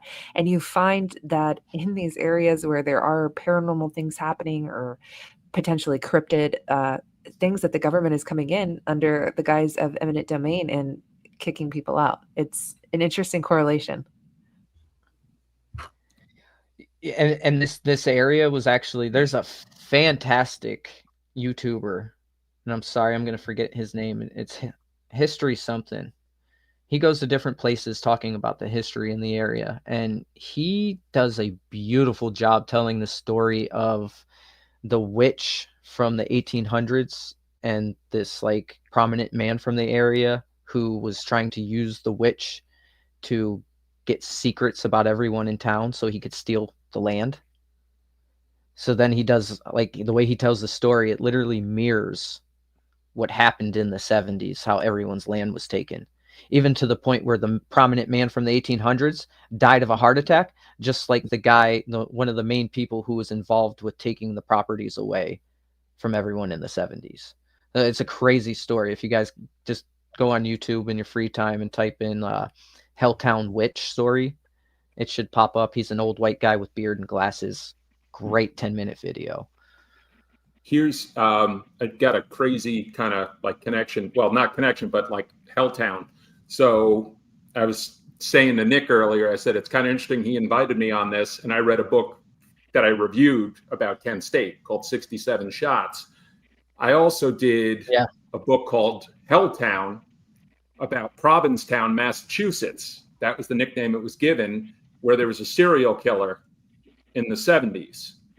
And at one point, like, you know, that was the nickname given, was Helltown. And at one point you had Kurt Vonnegut and Norman Mailer were living near each other, and everybody was speculating on who the killer was. And, you know, it's a really good book. Interesting, but again, true crime. So, you know, we know how that kind of genre can be in terms of, you know, speculation on who the killer is. But I just thought it was funny when you said Helltown, and that being Boston, you know, what was it, Boston, Ohio, or Boston? Yeah, Boston Township, Ohio. Yep.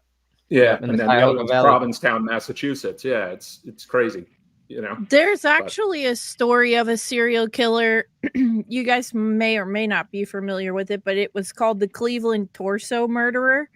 And they thought he could be like a Jack the Ripper, or he was like Jack the Ripper came over here and started slicing bitches up. But yeah, it's an unidentified serial killer from the Cleveland, Ohio area, was just ripping and running. They just found bits and pieces of women all over the place. All the Rockefellers are buried in Cleveland, Ohio. A lot of people don't know that.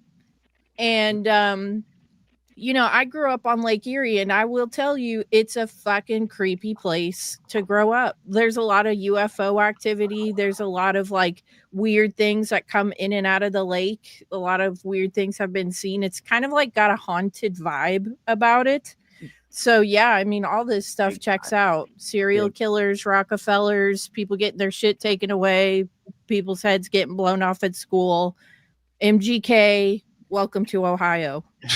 What we talk Come about, you know, visit you were talking anytime. about Can't forget McKinley. How about what's his name? Harding. Warren Harding was from Ohio. Had what was called the most corrupt administration ever, and then he drops dead. What, 2 years in of a suspicious heart attack or whatnot? And you know, yeah, his group was called the Ohio Gang, which was like his cabinet. How many presidents are from Ohio? Was it 4 or 5? Do we know? Because I know Ohio, like that, we have a specific nickname for like being the birthplace of the most presidents. All the ones that like booty hole stuff came from Ohio. We got McKinley, Taft, Harding. Is there a 4th? There is. I'm missing it. I know there is. You want me to Google it real quick? Yeah, if you can, because if it's 4, that's very telling to me. Presidents too. from 4 keep popping up. Presidents from Kill 33. Ohio. I will say that I right think here. every Unless I got a wrong one. every president that has won Ohio since the 1960s has won the presidential election. Oh yeah, Oh, we got there's- JD Vance. That was ass. There's 7 presidents from Ohio. 7, okay, yeah, that's what I thought. I thought I it got was 7. 8. Ohio's got the most I by actually far. got 8. I got the number 8. Oh, you got from 8? Cleveland. Yeah, from Cleveland.com. I got the 8 Ohio's 8 presidents and the places they called home. Yep. Oh, President Yeah, I'm bringing it up. Garfield. I forgot about that Garfield, yeah. asshole. Another assassinated one, yeah. I was Yeah, way he was off. My apologies, assassinated. guys. Yeah, so there's a lot of presidents from Ohio. So that's and And they all like booty 2 of hole them stuff. were- Like, what were are the murdered. coincidence? Yeah, and then not to mention, They you got know, missing that many facts. presidents from Ohio. Then you have the Rockefellers. It's just Mhm. it's highly connected. This area is we get hated Have on you quite a seen bit. their graves, by the way? I visited the cemetery. The enormous obelisks. Obelisks. They are fucking huge. Yes, I've seen them. They are huge. Dude, for no reason. I got chills when I stumbled upon that gravesite. I was like, oh, look at this. What some rich motherfuckers, right? Because it's like Is it huge called- obelisks. It's called Lancaster, Ohio. Is it that one y'all talking about? No. No, that is where a the very important Rockefellers place, are too. buried. No, it's not that It's one. I just called want to say I hate your Lakeview turnpike. Cemetery. Route Which 80. one? I hate your turnpike. Route 80. Sucks. Yeah. Yeah. I never use it. I do not use the tolls. No way. Not at all. God, I don't know if you guys have any more questions for me. I don't know what else I could possibly. There's, like I said, everywhere I look, I had to break down all the different students, and I don't even. I got to get on my own show and do a solo show where I can just break down everything, and you guys can maybe watch me for once. You know, I've been listening to Well, most of you for a very long time. You were saying that the 4 students were Jewish, right? Yeah. And the parallels to 9/11. Well, who was the first victim of 9/11 was an IDF soldier on Flight 11, or that was the first told victim was an IDF soldier, which was very random. And then you have the Henry Kissinger connection. You know, Kissinger was Nixon at the time. It was his national security advisor.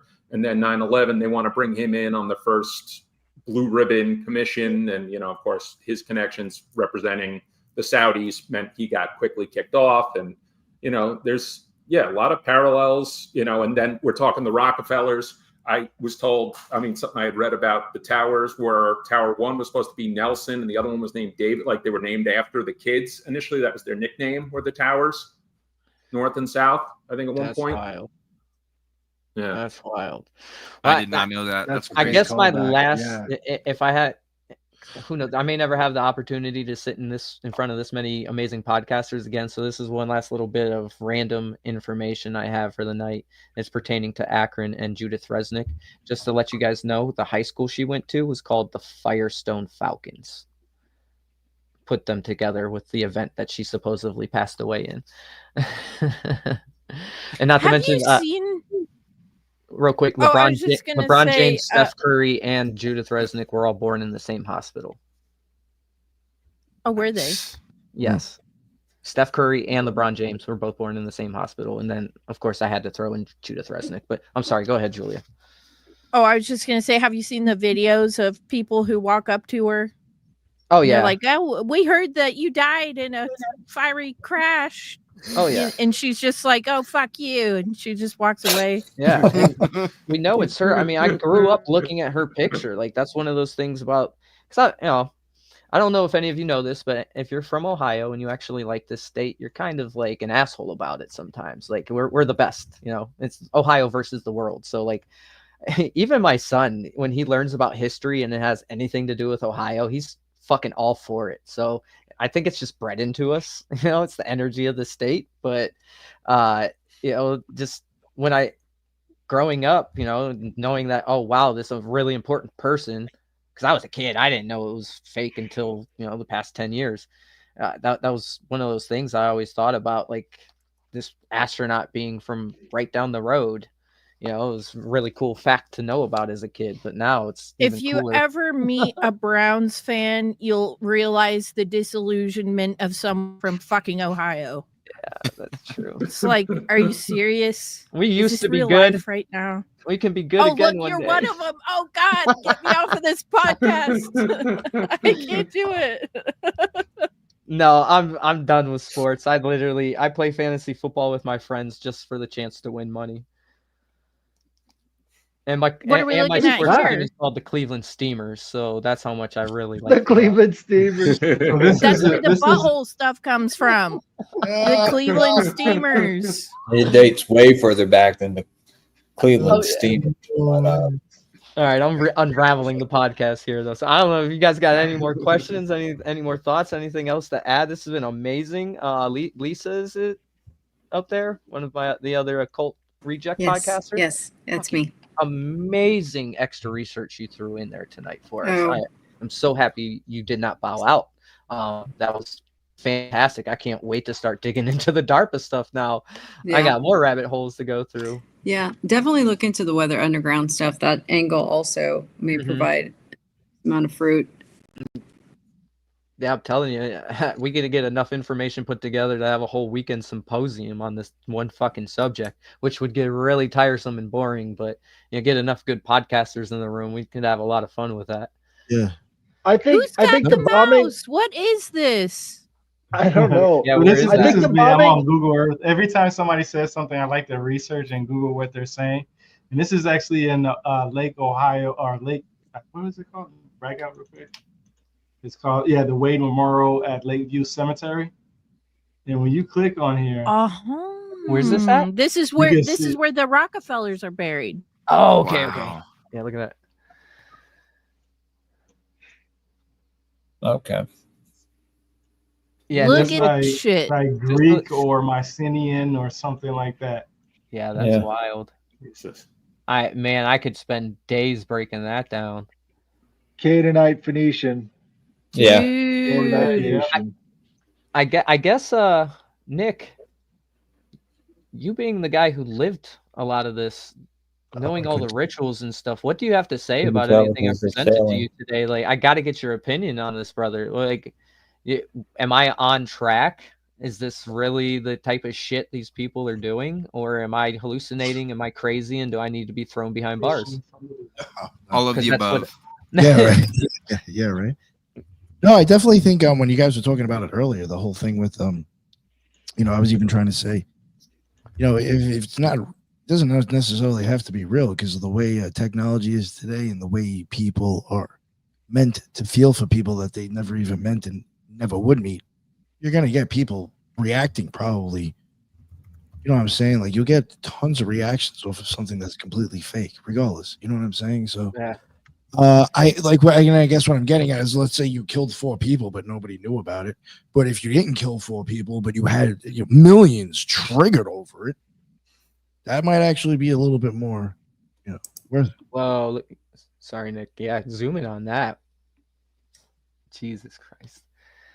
That's crazy. Can you Google the Rockefellers' gravesite? I have a picture of it on my phone when I went to go visit, but it's not a good picture. The monument? Yeah, all the I'm sorry, obelisks the obelisk. and the Yeah, weird yeah. shit. Yeah. So Julia, what if did you- Ohio? What if Sorry, Ohio did you is do the a sh- home of the magicians that encode the stuff for the rest of the country? Brother, that wouldn't surprise me whatsoever. And I'm so glad you said it like that, because that's literally what I'm sitting here thinking. I literally had, how we all know Paranoid American, right? I wanted to pitch this at him, like, dude, you need to throw something in there where, like, in one of your comics or magazines where they have these this school where they breed and torture and force these people to write the codes for all of us. Like, I don't know how much of you are into like gematria and all that. And what's Zach's name? The gematria guy, Zach. I can't think of his full name right now. The way Zachary Hubbard. Thank you. The way he pieces together the WWE, all of the professional sports, and everything that's going on in the major news cycle together through the numbers, the words, and everything else. Now, he does take a certain angle of, it's all Jesuit, which I think he is onto something there too. But there's a fucking code being written for all of these events. Like, they literally have script writers. And how cool would it be for my brain to think, what if they're breeding these script writers and they have them all held captive in some tucked away underground school somewhere? Like, I could see Paranoid American writing a small comic on that shit, Yeah, you're definitely onto something with that. There's code writers to this stuff. They're piecing together the theatrics for us. And what? It's literally That's the Garfield. Garfield Memorial. If you go to the basement of that memorial, they have his fucking coffin just out for you to like just roll up on. His fucking coffin. I bet you he's not even in there. I bet you McKinley's and his wife is supposedly buried in the wall. And the funny thing about McKinley's memorial, look up that one real quick too before we get off here. Even the grounds that it's shaped very oddly when you look at it from above. The William McKinley Canton Memorial. It's also right across the street from the Canton Football Hall of Fame. You guys do not understand the amount of energy that the Hall of Fame game brings in every year. Having all of those men inducted, all the fans that come out, it is insane in that area in the summer. And it's coming up in a couple of weeks, right? Yeah, in a couple of weeks or so. Yep, they do it. It's right on my birthday almost every year. Yeah, that's crazy. War, peace. Look at that. War is man. Peace is with him. Chef was asking me if I did a show talking about going to this cemetery. I definitely did. It was creep vibes for days. I was all up in this bitch, this one that you're looking at right now. What? I went by the Rockefeller's grave, Elliot Ness. It's really creepy. I mean, it's definitely got some of the oldest graves. Mausoleum. Yeah. Yeah. Creep vibes for Definitely. sure. And we're talking about, so the Rockefellers were from Cleveland, we're saying, right? Yeah, it's just like And- after you've attained that much wealth, why would you want to be buried in like the west He side wa- of Cleveland he with wasn't e- all the yeah. crackheads? He wasn't even born in Cleveland, but that's where he was at when he started. But it's his not empire. a nice area of Cleveland where the it cemetery was. is. It's literally like crack central. Here's the thing, Julia. It's fitting. Let them You have a have bunch it. of MGKs running around. Worse. I've been following you since the Great Deception. All right, I actually got shit. pretty close to Matt. He had me on his show a few times Yeah. when I was wet behind the ears with conspiracy. That was about 2 years ago. I miss Matt. Uh-huh. God, I wish Matt was in this chat right now. He's fantastic, but his old world research is why I believe the reason why Rockefeller ended up in Cleveland is because that area is so heavily charged. Those buildings were already there. They've been there for hundreds of fucking years, and they used to be high-tech buildings. The building I'm following. The building that this motherfucker lived in, I guarantee was, I hate to say it, and I know probably 90% of you don't believe it, Tartarian. Whatever that shit was, okay?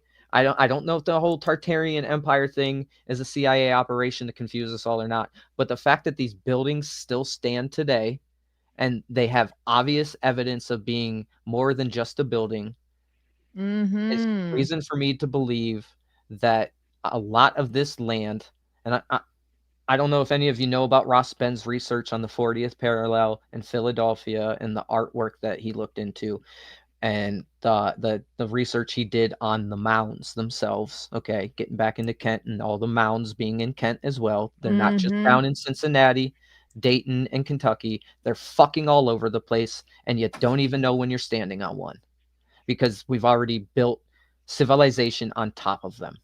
And like I said, I'm 95% sure, I just have to do the research, that Kent State itself was built on a giant Indian mound. It's so fucking hilly for no reason. I used to ride my bike up and down those hills every single day in the summer as a kid. They are huge hills. The rest, like you go to Ravenna, it's not that hilly. You go to Stowe, it's not that hilly. You go to Brimfield, it's a fucking farm town. It's got little hills everywhere, but that's it. Kent is got huge hills for no reason. And one of the Does it have 7 hills? Kent does not, but Akron does. Hey, here's a little fact that I cannot find anywhere on the internet anymore. If Hitler had won world domination, he planned on making Akron, Ohio, one of the world capitals. So I could be lying about that, but I heard that. I came across till the that crackheads took over. Isn't You have no isn't idea. Cleveland or Akron one of the largest Jewish cities? Cleveland's got a lot of Jews. Yeah, in the suburbs. Cleveland also And has the highest Italians. Puerto Rican, Italians and Polish. Yeah. We got them all, but the highest population of Puerto Ricans in the country is in Cleveland, Ohio. You would think it'd be They the make a New York mean City or empanada though. I mean, they Yeah, I be love my popping Puerto up all Rican over the fucking place with the best friend's Puerto empanada. Rican. I'm not No hate on mad. my Puerto Ricans. My best friend in the world is Puerto Rican, and he was my roommate when I lived in Kent. He actually played football at Kent State. I think the Mexican empanadas. Well, you also are- had that's just me. All right, Lisa. you all also right, had all one right. of the one of the true sort of conspiracy, politicians from Ohio around Cleveland was James Trafficant. He was the one who accused of Plane what was crash. it? He accused I think Janet Reno of being a lesbian, and he talked about I think like Israel's grip, on politics, and Who are you talking about? had the worst A toupee Puerto of all Rican? time. James James Trafficant. Trafficant. He was Oh, he was a senator. I think he said like "beam me up, Scotty" was like one of his like phrases, and I think they eventually kicked him out of Congress. But yeah, he was someone who was like very attuned with like Israel's influence, in regards to government. And yeah, he said Janet Reno was having an affair with Donna Shalala, who was like the Health and Human Services Secretary under Clinton. And yeah, he was like one of those guys, Democrat, but like would spew a lot of stuff that turned out to be true. He took the cause of John Demjanjuk, the guy who they said was Ivan the Terrible. Oh my of one God, of the Phil, concentration don't get me camps that started on that shit. That is fucked up. Did you I watch saw the that. Netflix I saw that documentary. Yes, I did. Yes, I did. Oh my God. It was from Cleveland too. It was crazy. Yeah. Well, I want because they to had do a an huge episode on it. Ukrainian. I think there's a huge Ukrainian population. I think was part of that. Oh. Phil, That's I where want he to was team living. up and do an episode on that Demjanjuk guy because I think that is a crazy story. I don't know about you. It Oh my is. God, yeah. Yeah. And his lawyer was Israeli and took a shit ton of flack for it. Yep. Oh my God, that's so crazy. But that's another Cleveland story I forgot about. A full-blown concentration camp ass, fucking Nazi ass, fucking killed kids in the gas chamber ass. When we're talking about Rockefeller, you know, someone who made his money most likely off, you know, crimes in one form or another, and then, you know, being involved with philanthropies, you get a guy like Mo Dalitz, who was a gangster, the Mayfield Road Mob, who goes out to Vegas and he becomes like Mr. Las Vegas and winds up, you know, owns the Desert Inn, which eventually he sells to Howard Hughes, and then donates the biggest hospital that was being used to run the casino skim through at one point, and he dies, and he's like man of the year and all these other things, and basically just whitewashed his entire reputation through philanthropy. You know, so fucking nuts. We'll talk about the murders and stuff, you know. Yeah. Phil is like an encyclopedia I love day conspiratorio. that should be his name. I gotta say it again too, guys. Please, if I can get all your contacts, learn who all of your shows are. I would love to support all of you too and connect more. I'm having so much fun with this shit, dude. Connecting out, dude. It's who here's done psychedelics? Anyone? I'm not a big user, right? But the first time I ever did mushrooms, it was to the nut. I did it with a group of friends, 7 of us, and we all went off and did our own thing. A couple guys went this way, a couple guys went that way. I was sitting on a playground because my friends lived right next to a playground. All right, I wasn't there being weird. It was literally in their backyard, and I sat there by myself, having a flood of all these thoughts I've never had before, thinking about the most random shit.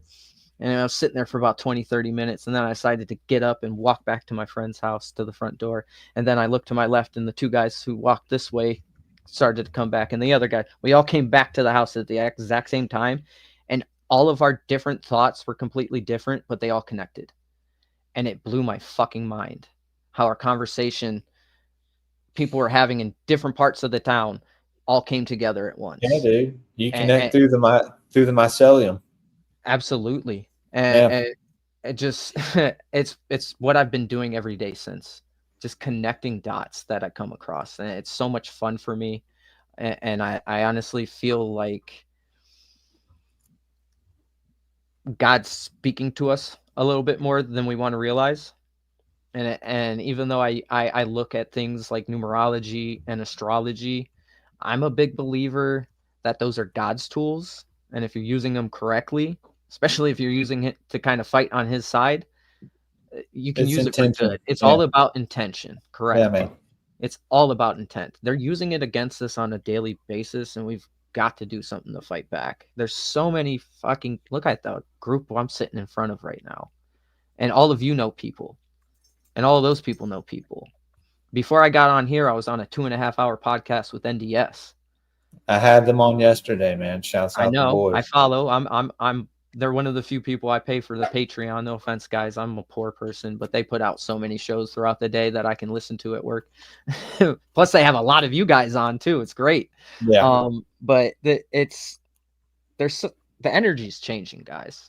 I hate to sit here and preach and get on my soapbox, but the energy's changing. And if you don't do it and start maybe doing more than just podcasting, we're going to start losing a battle. You guys are just going to have more content to talk about. All right. You guys might get some more money in your pocket, but what the fuck are we really doing here? Like, I called out NDS earlier. I said, your name is the Nephilim Death Squad. I just brought the fight to your front door. Can we please? You got to get out there and fight Nephilim, dude. Yeah. Yeah, well, they're just talking about Nephilim. I'm here to fight them because I'm not making money off this shit, and I probably never will. Mostly because of the way I speak. So people keep change for us. People keeps telling me I'm a Nephilim because I have red hair, and I'm like, what the fuck does that even supposed to mean? Like, I love the Lord. I don't fucking eat children. I don't get, like, literally, we need to define what the definition is a little bit more. I'd say the worst thing about Julia, you say the word fuck a lot, but there's nothing wrong with that either. So. Oh, I enjoy that. I can't help it. I do too. So thanks, Chef. So I think we got to get into a sort of a war mode, and I think that means everybody needs to attend some sort of astral projection boot camp. Right? You got to get out there. I'm telling you, bro. Start meditating. Not if I have to take psychedelics. I think you're right, bro. I won't do it. Julia. No, I'm not here to. Don't do psychedelics. I know way too many people who overdo the psychedelics. I did it more than once. And I didn't need to. I'm telling you, that one time I took it, I was not ready for it. It changed my fucking life, and I was only about 18, 19 years old. I've not looked back since. I mean, I've smoked weed a couple times where I've literally thought that I was leaving my body, but I think I just got like too fucked up, like took a big bong rip and like felt like I was levitating and shit. So if I have to take psychedelics, I already know it's going to be a fuck that, because I had a complete panic attack. They're not for everybody. No, and that's the mistake that kids, that's the mistake they make whenever they take them, and not just trying to have a good time or whatever. They're used for, other purposes. Especially looking into conspiracies, like sometimes you get too high and you read something like "Programmed to Kill" and you're like, I think I'll just I think I'll kill myself. I don't know what else to do right now. It's just, I'm in too deep. It's too dark. Book. I want out. Same exact book. Yeah. All right. Okay. Well, this was a good one. Yeah. Definitely. Really good this one. was a banger, man. Had fun. Hey, they actually got a May 4 visitor center right on campus. I'm actually inside it right now. Well, I'm not inside it, but it doesn't give you any pictures, but they definitely have one. Of course, they still have and they also have a memorial place too. Yeah, it's crazy. I'm looking at it right now. Something ain't right about this. They drilled that into our heads as kids. They have one at the Oklahoma City bombing memorial too. You got to pay like $20 a person to get into the fucking thing, and then they give you a tour of how many kids got blowed up. And it's like, why did I pay for this? Like, this is kind of morbid and horrible. Matt, I got a question. Do they make you stand on anything metal? Is there any like plaque or anything on the ground that's metal that you have to stand on any of these tours or any of these sort of like self-flagellations? Oh, good question. There's definitely big stones in the Towners area. Yeah. Not it's that I can think I of don't off know. the top. I know what you're talking about, like a big metal disc with writing on it, and memorialized on the ground, and maybe and there's something in front of it. They have a couple memorials. I don't remember if they have anything like that. And like I said, I don't go to Kent that often, even though I live right down the street and my mom still lives in Kent. But I'm gonna have to go to campus and walk around and see. I feel like I need to do some like live tours when I go. I'll just go on campus and start talking about it on some lives or something. Post that on. Get yourself some meta glasses, bro, and get it. Yeah. Oh, Matthew. Yeah, thank you very much. Like that, to be honest with you. No problem. Thank you for having me, everyone, and thank you for adding to it. Thank you for adding to the research and asking great questions. Like I said, I'm not a great storyteller, and there's so much information with this. Like, it's really hard not to bounce around. thanks for bearing with me and still like Oh, no. understanding what my retarded brain was trying to spit out. Yeah, I don't even know what else to say, guys. Thank you. And just Awaken Lion on Instagram, Awaken Lion 29 on X. If you guys want to correlate, message me, follow me, give me any of your research, or have me on your show sometime. My whole life has been a conspiracy. Autism has touched my family pretty hard, you know. I also get into a lot of like, you know, spiritual thought. I grew up in an abusive household from my stepfather, so I love looking at the psychology of how people's minds work, and the whole, even just relationships with men and women through family. Like I said, I grew up with a stepfather, and even looking at his family and the history behind it, it's just medical conspiracy all over the place. So I got a lot to add to different conversations. If you guys want to have me on, please hit me up. I feel that. The Oh, and chat was on fire tonight too. Look at all these comments and stuff do over not- here. Somebody said, "I love you." Yeah, I saw that. Somebody's I haven't loving you. recorded anything, but I am working on my own show. It will be called The Hometown Prophet. 'Cause Awesome. nobody's the prophet in their own hometown. Nice. Oh, shit. Okay. Nice. Oh, and you know, after the show, man, throw me any links you want me to put into the show notes to share for you. 'Cause I don't think I have. Yeah. So people can reach out to you as well if they want to, talk to you about this. Absolutely. But yeah, thank you very much, Matthew. I really appreciate it. Real quick for the people that are still here. Well, first I'm going to plug. Chef, you're still here, so you can plug that show. Dark Florida, Brooke, she left. Go check out Dark Florida. Yeah, podcast, paranormal, cryptid stuff, Bigfoot. Yeah. All right, Lisa, what's up? What's going on? That way. Thank you for having me on. And Matt, amazing presentation. Learned a lot. I had never even heard that thesis that it wasn't real. So that threw me for a loop. So thank you for bringing that into, planting the seed into that. Thank you, fellow rejects, for having such an amazing discussion. And again, just would like to plug occultresearchinstitute.org. Check us out. Awesome. Thank you very much. And Headless Giant. Hey, you can find me on Twitter and X, and I've got a show on Thursday nights where I read your emails if you send them to the Headless Giant Podcast at gmail.com. Thank you. Yes, you'll get a story and you'll get a sigil, symbol, engraving, or something. We always pull something out of our ass to share with you. So definitely check it out. Yeah. And we got the chef. What is going on, sir? Yeah. First, thank you for having me. I greatly appreciate it. It's been an awesome Friday night. It was very nice meeting you all. I'm only familiar with a handful. Matthew, you did a good job, brother. That was awesome. Thank you, man. Keep getting it, dude. You're doing a great job. And yeah, you can find me. We're over at Rumble and Instagram, S.N.S.S pod, I believe, and X as well. So what's up? You're on Twitter too. Thank you, Jules. So Jules knows I always forget what my what the Twitter handle is. I'm not on there a lot, but that is at S.N.S.S pod. Love you too, bro. And yeah, thanks again for having me.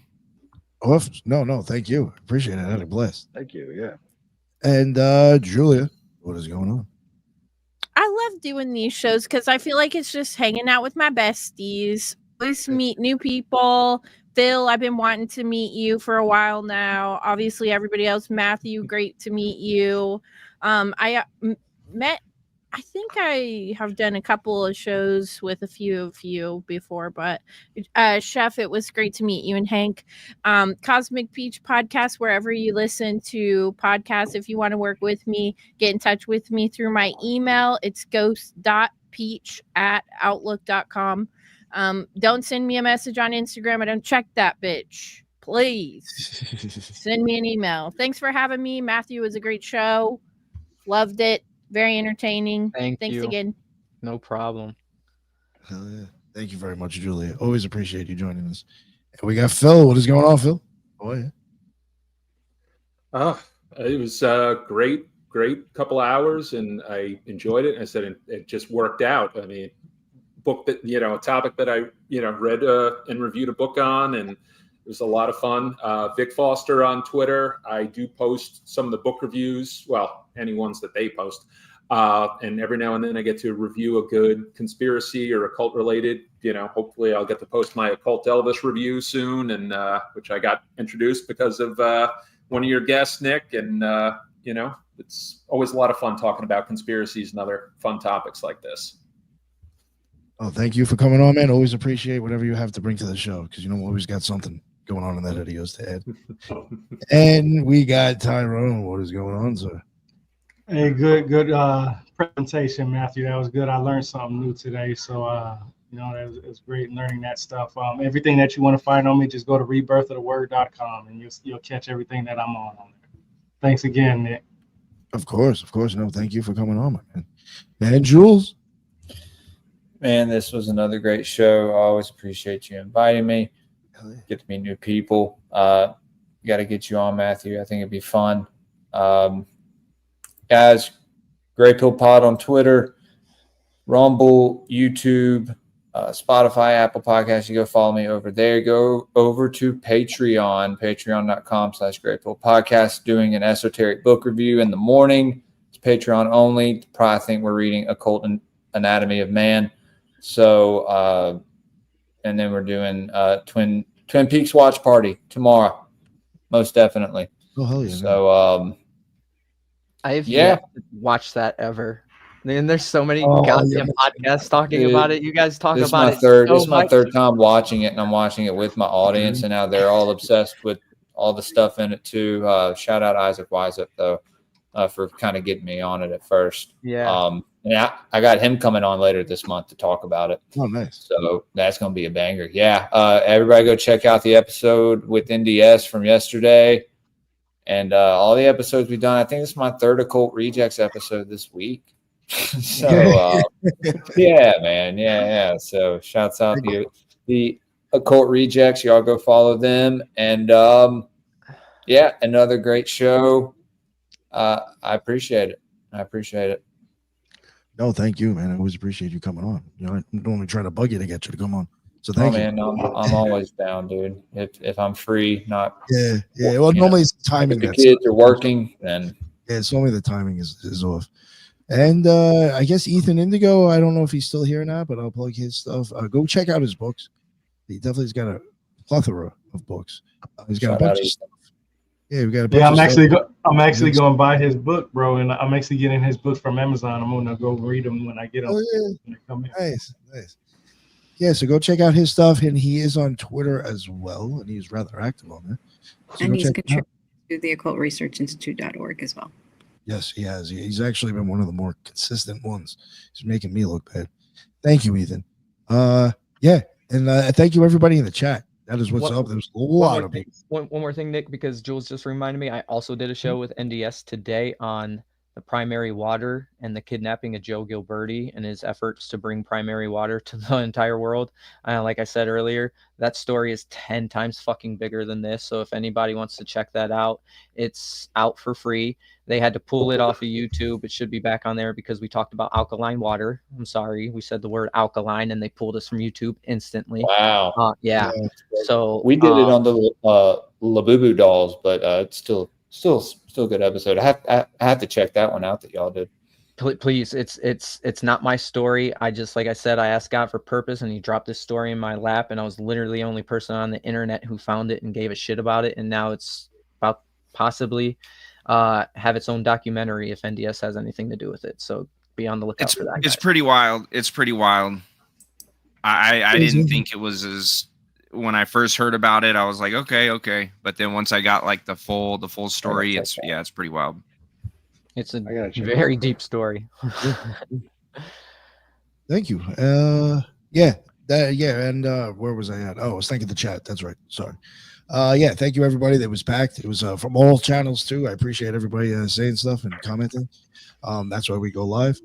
That is the end of another Occult Rejects. And until the next one, everybody be well. Later.